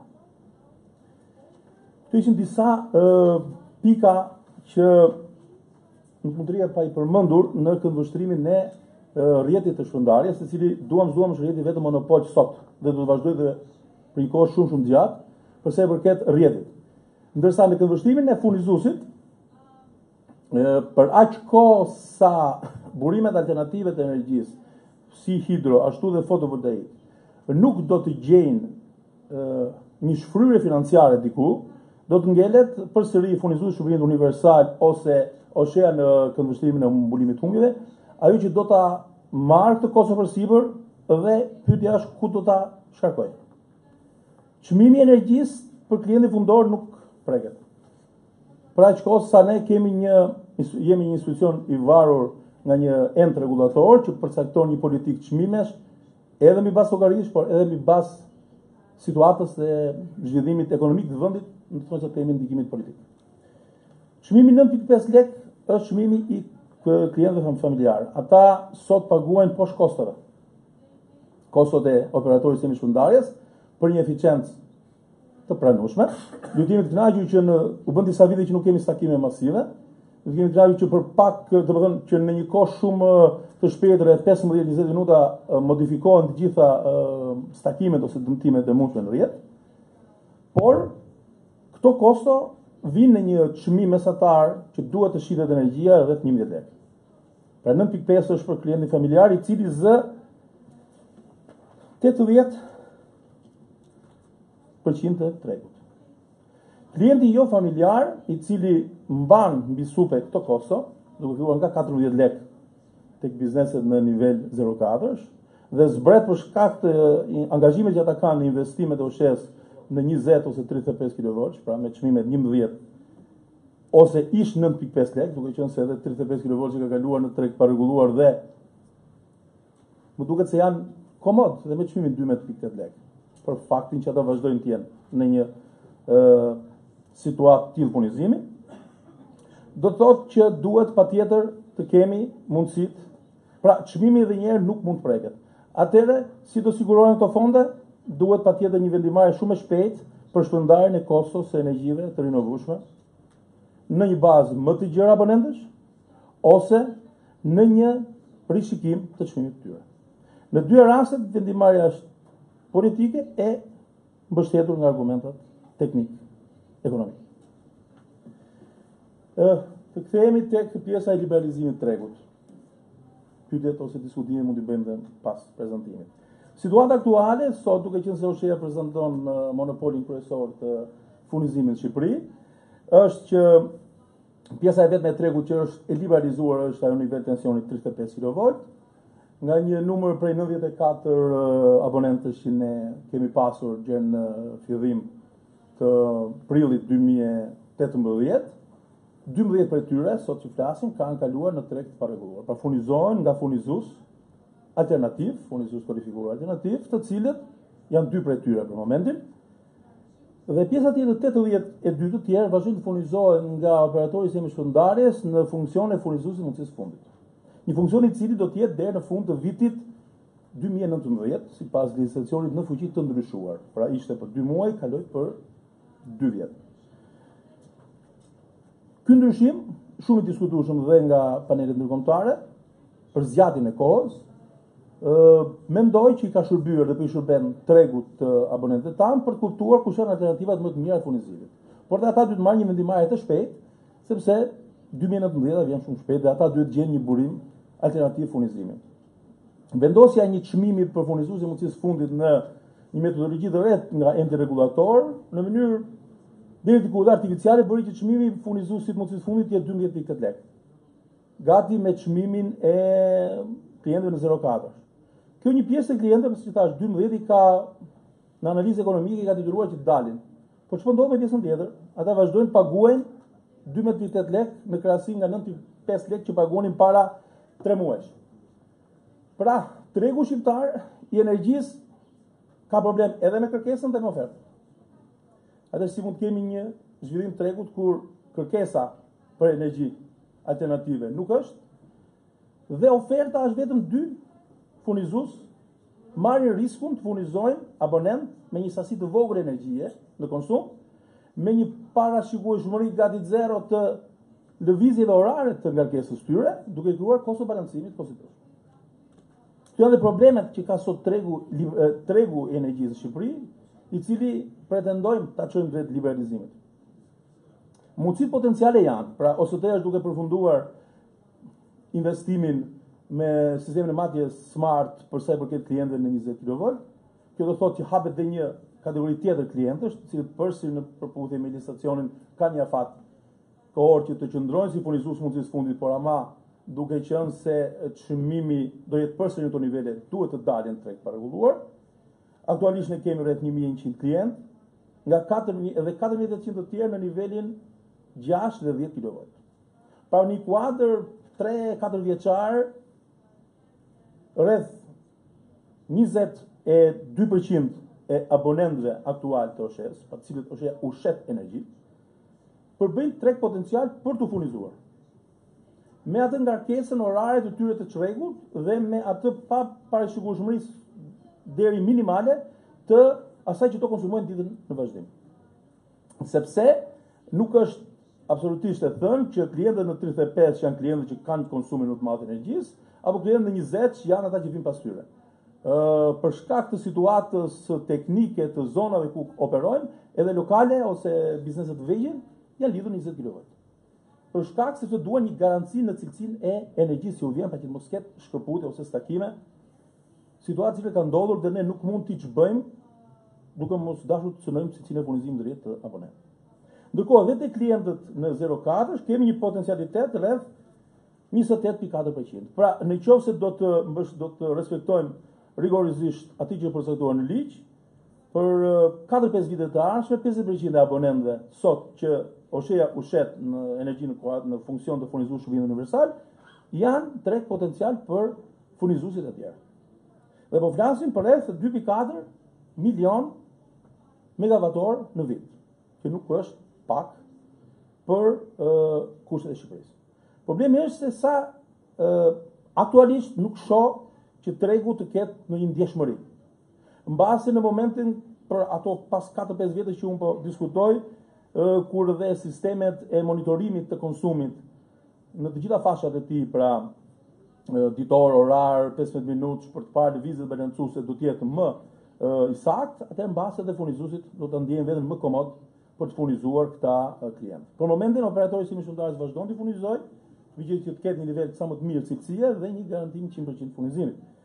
Çmimet janë mbas kostosh, por edhe mbas politikave që endi regulator, ministria, institucionet mbi vendimarrjen e OSHE-s vendosin. Ne kemi pranuar që të jemi pjesë e këtyre diskutimeve, por gjithmonë duke pasur parasysh që çdo lek i munguar operatorit së shpërndarjes përbën një humbje nesër për garancinë e sistemit energjetik të Shqipërisë. Në këto kushte, në mënyrë alternative vendosëm që me ndarjen e kompanisë në 3 shoqëri, të krijojmë dhe një kompani të tretë, pra përveç operatorit të sistemit të shpërndarjes, furnizues shërbimit universal që ka për qëllim furnizimin e popullatës me energji, të kemi dhe kompaninë e furnizimit të tregut lirë. Një kompani e cila ka marrë një licencë përpara 2 javësh dhe që mendon që të hyjë në treg, pretendojnë të hyjë në treg në kushte të barabarta, profesionalisht dhe teknikisht, me furnizues të tjerë kualifikuar.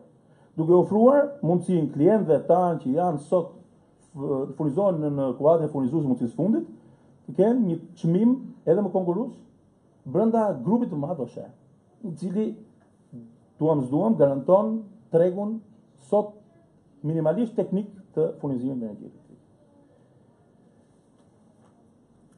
Pak a shumë kjo ishte ajo çfarë doja të ndaja me ju, duke shprehur problematikat që ka rrjeti dhe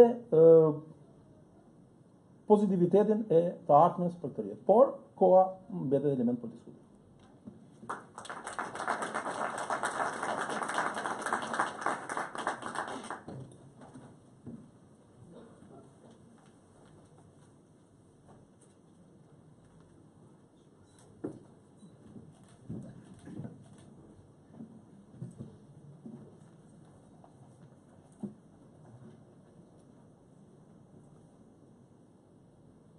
There's a clicker? No clicker.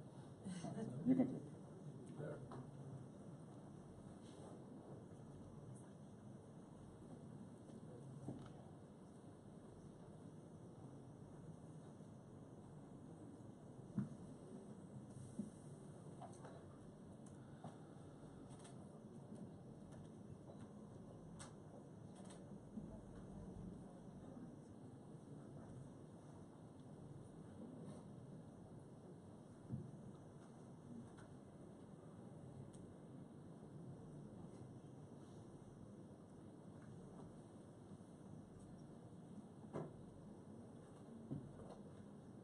Okay, so you can hear me? I think so. Okay, so good afternoon. It's a pleasure to be here from Statkraft also to speak to you at this conference, the seminar today, on the topic of renewables, opportunities, trend development. We will give a little bit different perspective, how we see it from Statkraft Group, how we're thinking of these things on a more international level, what implications it has for us in Albania, and a few things about what's happening here with our project here as well. So first, a snapshot from Statkraft, a little bit about Statkraft Group. We are a Norwegian state-owned energy company out of Norway. Our base is mainly hydropower in Norway. It's dating back more than 125 years. So we have a long history in Norwegian hydropower. But based on that, we have also grown over the years to become a truly international energy company. We are present in quite diverse regions of the world, as you can see, and we're also quite diversified in terms of both being in hydro, wind power, solar power, which is growing, and also some gas and some biomass that we have. We have 19 gigawatts of our own installed capacity, but we're also actually having third-party capacity of a similar amount. And third-party capacity means that Statkraft is also heavily involved in energy markets and actually also managing and trading energy on behalf of customers that are using us as their suppliers. Statkraft has quite recently announced a new strategy, which means that we are definitely continuing to invest and reinvest in our core activities, which is hydropower in the Nordics. But we also set forth very strong growth ambitions in terms of other renewables, and in particular wind and solar. In fact, by 2025, we are going to grow to 6 gigawatts of wind power and 2 gigawatts of solar. And this is really quite a strong ambition, and it marks a change for the company and the group, which I will reflect a little bit on why in the coming slides. First, just a snapshot on where we are in Europe, as we are now actually the largest producer of renewable power energy in Europe, with 64 terawatt hours in 2017, quite a substantial amount of energy, and it's definitely a very strong position in Europe, which has also allowed us to be here. Now, if we look at the trends on decarbonization in the power sector, it is, of course, encouraging to see that the average carbon intensity is falling, and it needs to fall, and it will fall a lot more in the years to come. Coal, as we can see from this analysis, actually from the International Panel on Climate Change, still is a major polluter, as well as oil in energy production. Coal, actually 1 kilogram of CO2 for each kilowatt hour, whereas natural gas is half of that, but even natural gas is quite polluting. So really, the trend needs to continue to the renewable sources for this to continue to drop. And we sincerely believe that it will. So when we look at the costs in the renewable energy sector, which are declining, very much driven by technology development, which is bringing the prices down. Solar is actually dropping more than any of the other, but even also wind power. And going forward, the most cheapest source of energy actually is going to be solar in terms of production in the long term. But these energy systems cannot purely rely on solar and wind power because they are in nature subject to definitely natural environment in terms of both solar and wind. So there has to be a combination. Flexible generation is an important contributor. You need to have base load, but you need to also be able to ramp up either with battery or definitely where hydropower plays a major role in adding to the renewable sources, and in combination with wind and solar. Just a sidestep. This is from a study from KPMG which does from year to year. And the question was based in the automotive industry, is how likely do you consider major business model disruption in the automotive industry? In 2015, when this question was placed to the automotive executives, only 12% actually replied that they considered major business model disruption to happen in the automotive industry. In Albania, we don't have many renewables car or electric cars. And we might even think that in Albania we will not see this major shift happening as we see in other parts of the world. But when the question was posed again last year, a tremendous change in attitude and perception in the industry is happening. In fact, what used to be 12% had grown to 83%. And that means that the executives in the automotive industry are really preparing themselves for a huge shift that is coming, and that is the shift towards electric vehicles and green vehicles into the future. Now, why this is happening can be seen in terms of what is actually causing the energy efficiency of vehicles. And we see that less than 25% actually of the fuel is used for energy propulsion in a conventional vehicle. Now, when you look at the conversion to electric, this picture changes tremendously.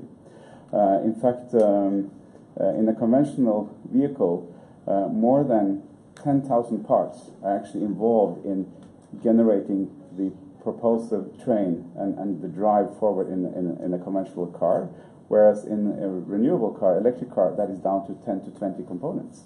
It is 90% less movable parts in an electric vehicle than in a conventional vehicle, and much more of the energy is actually used to bring the car to move forward.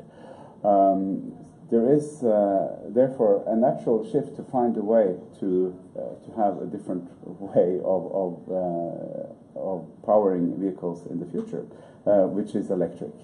Now, why electric cars are not yet fully competitive with conventional vehicles is because of the battery technology and the cost of battery. But that is rapidly changing, and with the lowering cost of batteries, which is now receiving heavy amount of R&D investments and innovation across the world, there will be a massive change to electrification of the automotive industry, and those car makers that are not part of that, they will not have a role into the future. It's as easy as that. We have studied this quite a lot in Statkraft because we believe that it is a part and a very important driver for electrification into the future.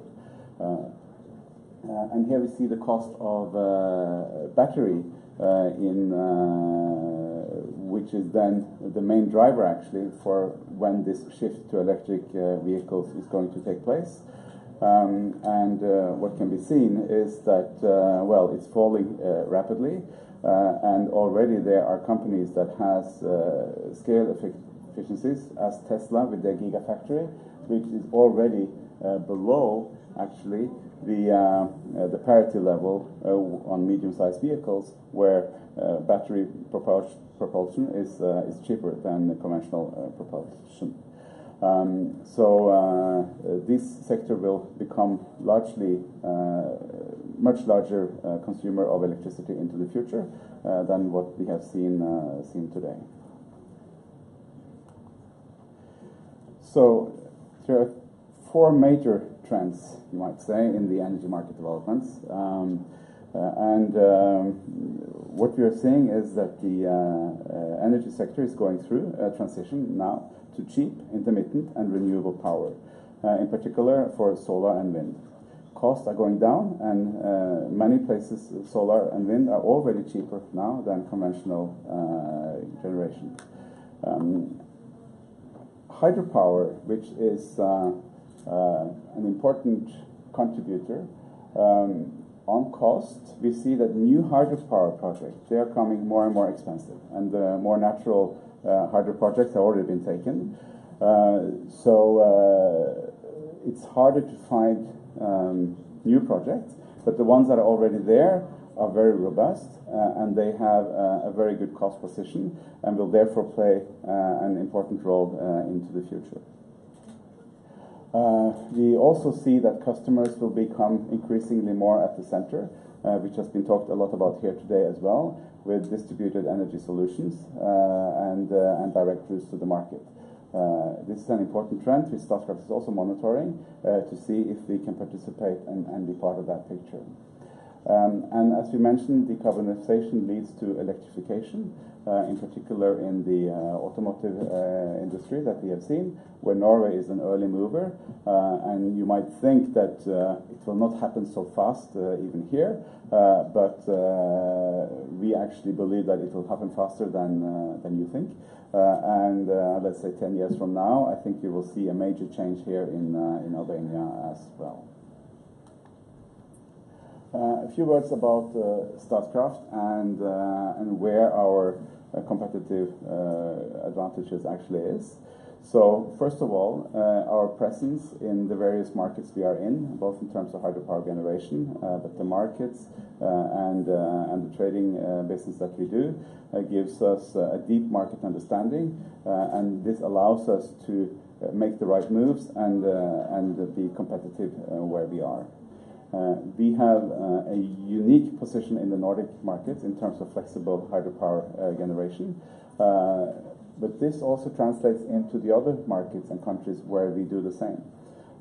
In Albania, now we already have 72 megawatts of hydro in production, and we will get Moglice by the end of next year, which gives us actually a very strong position here in Albania as well for renewable hydro. We have also a great contribution from our energy management and our TNO activities. In fact, we are, as mentioned, largest manufacturer or producer of renewable energy in Europe, and we're also having the largest trading operations of renewable energy.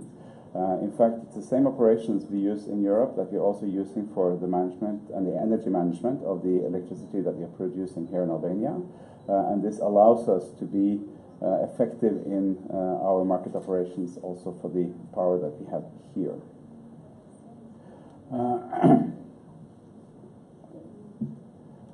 Furthermore, I think that we can say that we are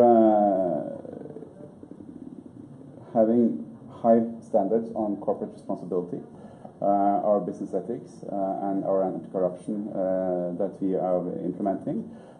This allows us also to do the business that we do here in Albania in a sustainable and good manner. This is something that is recognized as us across the group, and in fact is giving us a competitive advantage in the places that we operate. So our priorities going forward, based on these trends, are to continue to optimize our hydropower portfolio, both at home but also in markets where it's possible, and even look for new opportunities where it's possible. We are going to ramp up as a major wind and solar developer. We already have many projects in place, but we're going to see a lot more activities on this from our group going forward. We will continue to grow the customer business, which means that we will move closer to the customer needs, and we will also see and focus on where we can contribute into actually customer-centered solutions, meaning that customers buy power directly from us. They might even install solar plants directly on customer premises and so on to adhere to their needs. We also continue to look into new initiatives on where we can find additional contributors for renewable energy.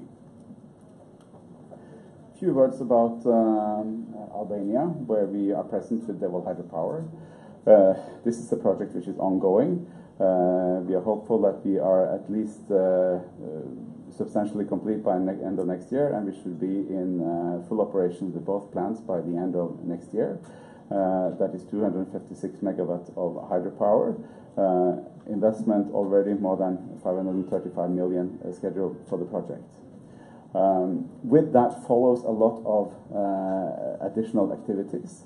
You may know that we have been big in road construction in Albania, and we already constructed 100 kilometers of road and spent more than 90 million euros on roads. We have built transmission lines in the areas, 60 kilometers, more than 10 million euros of transmission lines. We have constructed replacement houses for those affected people by the project to a value of more than 2 million euros. We have quite a comprehensive social development program with investment around 20 million euros. We are doing a lot on afforestation and reforesting. We have covering more than 800 hectares and investing approximately 4 million euros in reforestation. That translates to approximately 1.4 million seedlings of new trees that are being planted. Until date, we have generated around 500 gigawatt hours from Banka since its operation in 2016. So I'll just show you some images of the impacts of investment like ours in this country. Here you see the two hydropower plants, Banka on the left, and Moglice still under construction. Impressive activities going on up in the mountains there. This is from the Banja Granic Road, where we have constructed the second largest bridge in Albania. It's this Čučića Bridge, or Ure e Čučićas, which I've been heard it's called in Albanian. So it's a beautiful bridge. That's the next one, that's this one. We have the powerhouse at Banja, which was inaugurated in 2016, maybe some of you were there. We have constructed around 17 kilometers of tunnels, so impressive tunnel works up in the mountains. Of course, as a consequence of our activities, there's a huge technology transfer also happening to Albania, both technology and knowledge transfer to our local partners and to the government. Now, we are also investigating and looking for new ways of producing, also solar. We are having some activities at Banka, which we have not concluded yet, but we are looking at new technologies on how to produce solar also from floating installations. A couple of them that we are looking at. One is a Norwegian company called Ocean Sun, which is having this membrane technology where the panels are actually on a membrane floating directly on the water. Another one is a French company which has these plastic pontoons, which is already quite advanced in the market. So we are looking into these technologies, and we are trying to see if we can manage to run some pilot projects on the Banja Lake itself. At the end, I just want to say that Statkraft is happy and satisfied with the performance of the investments that we have done so far. It's not been without challenges, but it's moving forward, and the plant that we have in operation is quite successful, I would say, in how we managed to take the energy to the market. It was a concern that the regulation of the market might take place, and this would create issues for us. So far, with the energy law from 2015, the export capabilities are there, and we are managing that quite well. We are, however, watching very closely the continued deregulation and the anticipated implementation of the Albanian Power Exchange. So far, we have managed without it, but with more volumes coming from Moglice as well, and possibly also other investments that we might do. We really rely on that power market deregulation to continue, and that's an important message back to the government that we have to give as well, that work has to continue, and that the power exchange also has to come up and running as it's in the plans. So we will continue to look for other opportunities in Albania as well. Statkraft as a group is quite I would say, adamant that there are opportunities here that we will pursue. It could be additional hydropower, but also to be part of this country's ambitions for growth in wind and in particular solar, which has a great potential here, which has been mentioned by many already.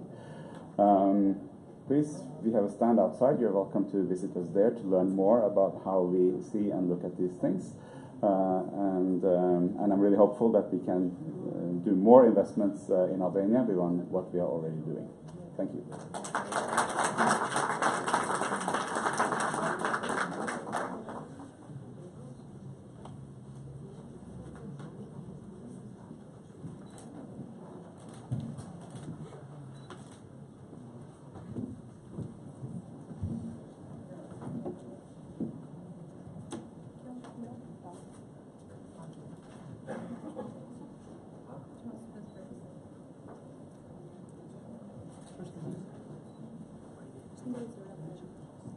Hello everyone, I'm Dorina, I'm a banker working for BRD, and I typically cover power and energy projects.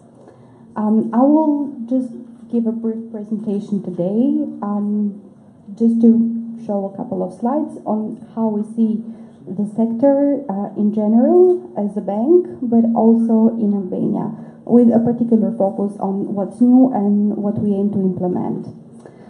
So, first of all, more or less clear picture of what the bank does, and we are now especially focused in renewables. We support and promote use of renewables, every source of renewables which makes sense, and for us making sense means which is sustainable.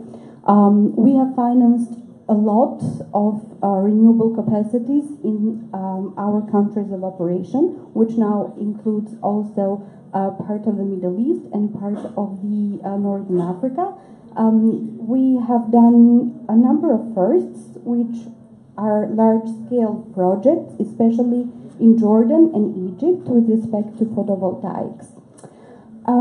Okay, so there is a big debate nowadays with respect to renewables, and it seems that everyone is now really focusing or looking into renewables. So why bother with renewables? Just a couple of slides on what we consider as best case and best practice of a large photovoltaic project, and a peek into the future. Okay, so here is a look at what the future will most likely look like if, a big if, there is a commitment to implement current policies on increase of renewable use. So there should be, and there is a big expectation, that there should be a huge decrease in emissions and a large uptake of renewables. And this should lead to a sustainable development. Here is another graph of the LUEC cost of electricity, and we see that there is a huge fall in the cost of PVs, and that's why we have an increased uptake. So renewable energy is, first of all, no longer expensive, and second, conventional energy is not cheap. So there is a big argument for renewable uptake. So what's renewables? High capital cost for some of the renewable technologies. We may mention here hydro, but what used to be high capital cost, for example, in photovoltaics or wind, is now decreasing at a very rapid pace. There is very low operating costs, it's scalable, especially in modular technologies like photovoltaics. It's variable and intermittent, but can be managed. It's location dependent for, I would say, almost all of the technologies. There's low barrier to entry, and it's a global industry. Okay, so here is a case study. It's Egypt. It's a project or a framework for which the EBRD has developed a huge instrument which is now financing up to 2 giga of photovoltaics. So it started in January 2015 at the early stages with a bankability workshop, and the bank did that with the government authorities to try to establish a framework which would be bankable. And now, or better say last year, in October 2017, what we did with that framework, for which we invested together with the government authorities 2 years in developing it as a framework, we financed 16 projects, 750 mega of solar capacity, and 360 million of bank investments only in 2017, and this got us an award, the Multilateral Deal Award.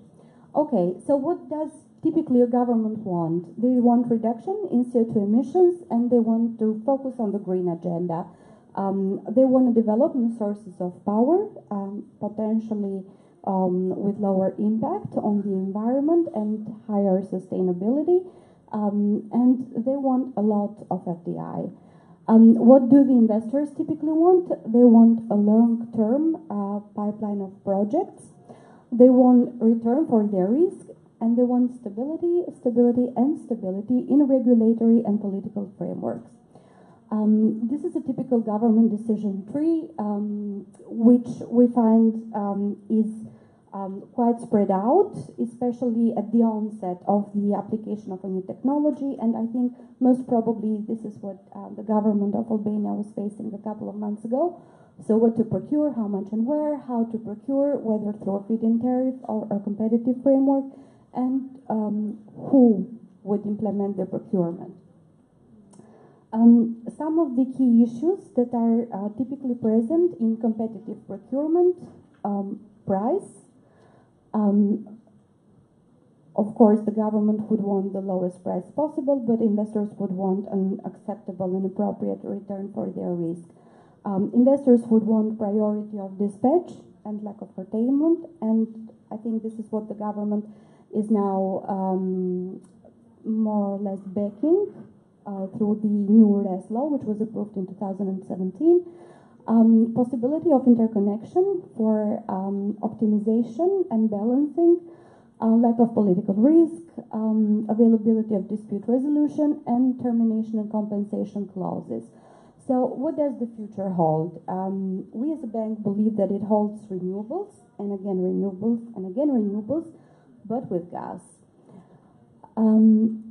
So here is a graph of, you cannot see the source, but it's Tirana, of how the different and the various sources of generation are supposed to unfold until 2050.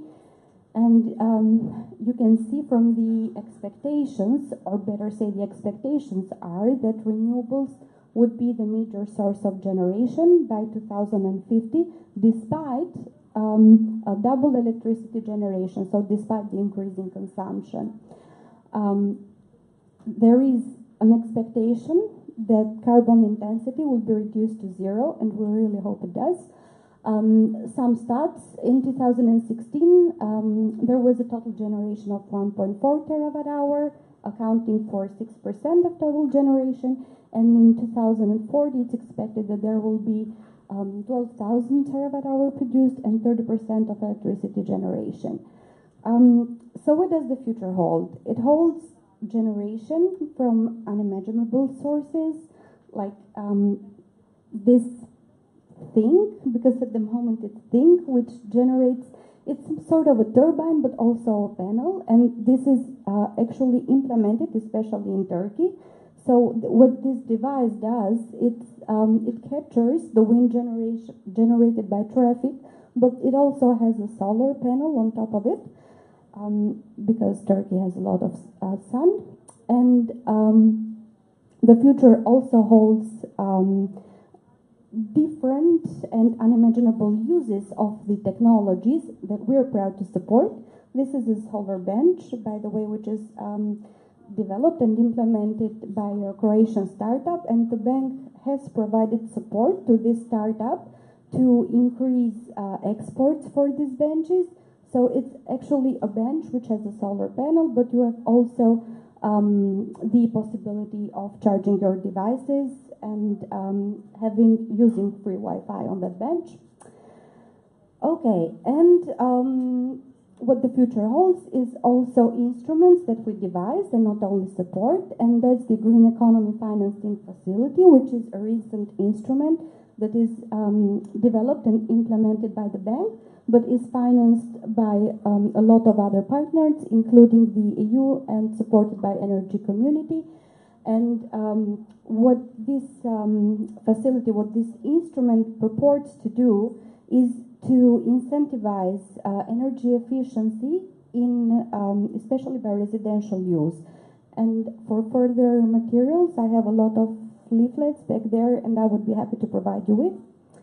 And finally, some food for thought. I have a video here. There's kaloj mouse in the video. Double click. It was a video on microgrids, local grids, which I think it's a good solution to prevent the effects of the intermittent renewables.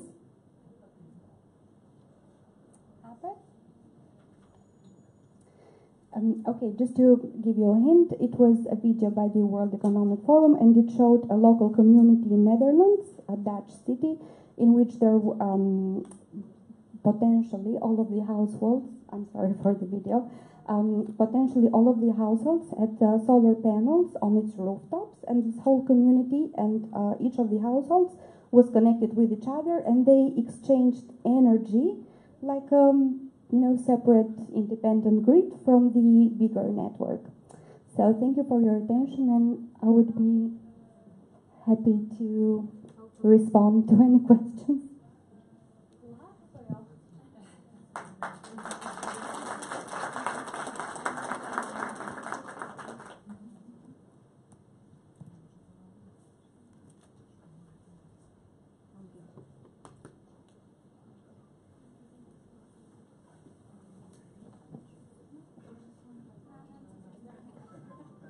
We invite Dr. Wu Yin-Young from Longi. Okay.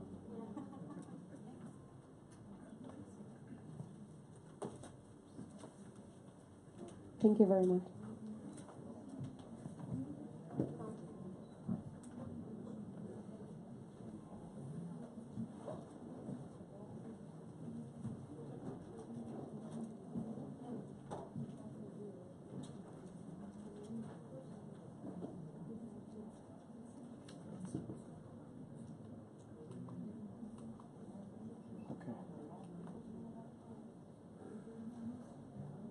Okay. Ladies and gentlemen, good afternoon. I'm going to give you a presentation. The title of the presentation is that Longi. Well, this PPT is a previous version, so yeah, okay. The title would be, if there's new version, Longi, the world leading clean energy solution provider. So anyway, the first slide is to show that the current energy trends that, according to the Bloomberg, that during until 2040, the energy system will go through a transformation which leads to the low carbon energy system. Until year 2040, we will see the solar. The red line is the anticipation for the energy structure at year 2040, and this green one is the year 2016. We anticipate that at year 2040, the solar energy will be more than 6 times more than that we have now, and the wind will be twice. But for the other formation of the energy, it will be reduced. Just for the comparison and for information, this is what we have in China now. The distribution of the electricity generation in China in year 2017, that the solar energy contributes to only 2% and wind 4% and etc. Okay. What is happening in this in solar PV industry? One interesting thing is, which is happening right now, is that the monocrystalline is surpassing polycrystalline silicon, and which is happening now in this year. As you can see in China, the market trends that for monocrystalline silicon module is rising every year, and in this year it will be take almost half of the market, which is similar for the whole world. In this year, it's hopefully we will see that half of the market will be occupied by the monocrystalline module. Okay, the LCOE for the solar PV power plant is keep declining in China and also in other of the world. That in this year, hopefully in China, the LCOE for the solar PV power plant will reach 0.38 some RMB yuan, which is more or less 5 to 6 euro cents, which leads to the gray parity in 3 years in China. So this will be happen in China in 3 years, the gray parity. And we believe that our company believe that the solar PV energy plus energy storage technology will be the ultimate technology for the energy on Earth. And we are working very hard towards our belief. Okay. Next part is a brief introduction of our company, Longi. Longi has been dedicated in monocrystalline for 18 years. So we are the company which only provide monocrystalline wafer, cell, and modules. So most of the other company they produce mono and poly both. But we focus only on the mono, and we are the world's #1 monocrystalline company. Last year we reached the income of 16 billion RMB yuan, which is more than 2 billion euro. We have 3 business sectors, which is monosilicon wafer, monosilicon cells and modules, and the solar PV power plant.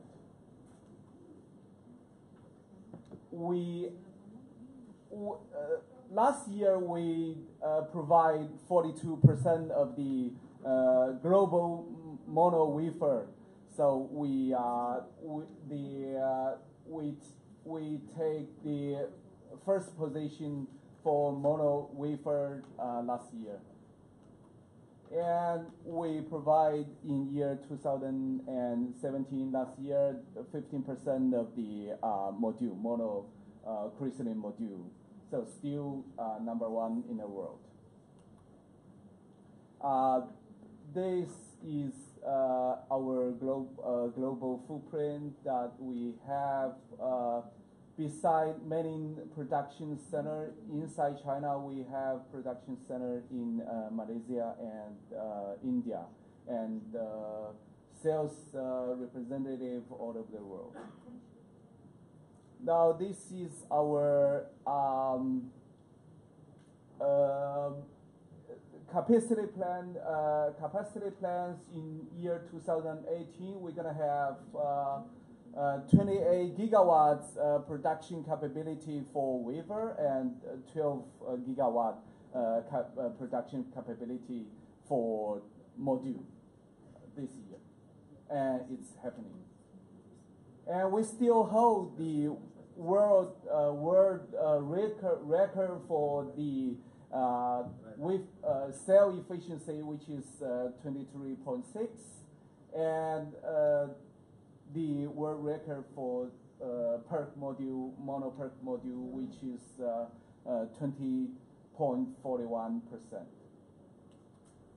And we are the only one in the world who can achieve the LID, the degradation, the first year degradation less than 2% and 0.45% degradation over year.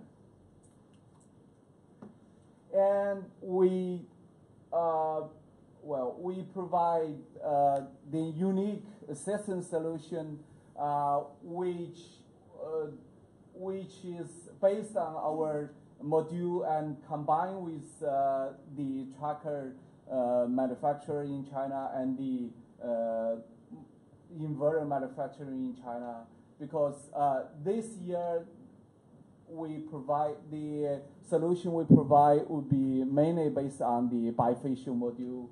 So we work together with the tracker manufacturer and the inverter manufacturer in China. We collaborate to provide a whole system. The tracker here and the inverter here are specially designed for our bifacial module. So it's special type, and it's a unique system integration that we can provide. With this collaboration, we can provide a solar PV power plant which has higher energy production and higher efficiency. There would have been one more slide which I like to introduce our project which is going on this year, which is the Top Runner project in China, 2 times 250 megawatts project, which is the cutting-edge technology, which is called by the Chinese government the Top Runner projects. The unique technology that we use in this project is that we use a single-in module, which can add another more than another 10% to 15% of the production to this module. For 60 cell module using single-in technology, the output power, the rated power could reach 345 watt per module.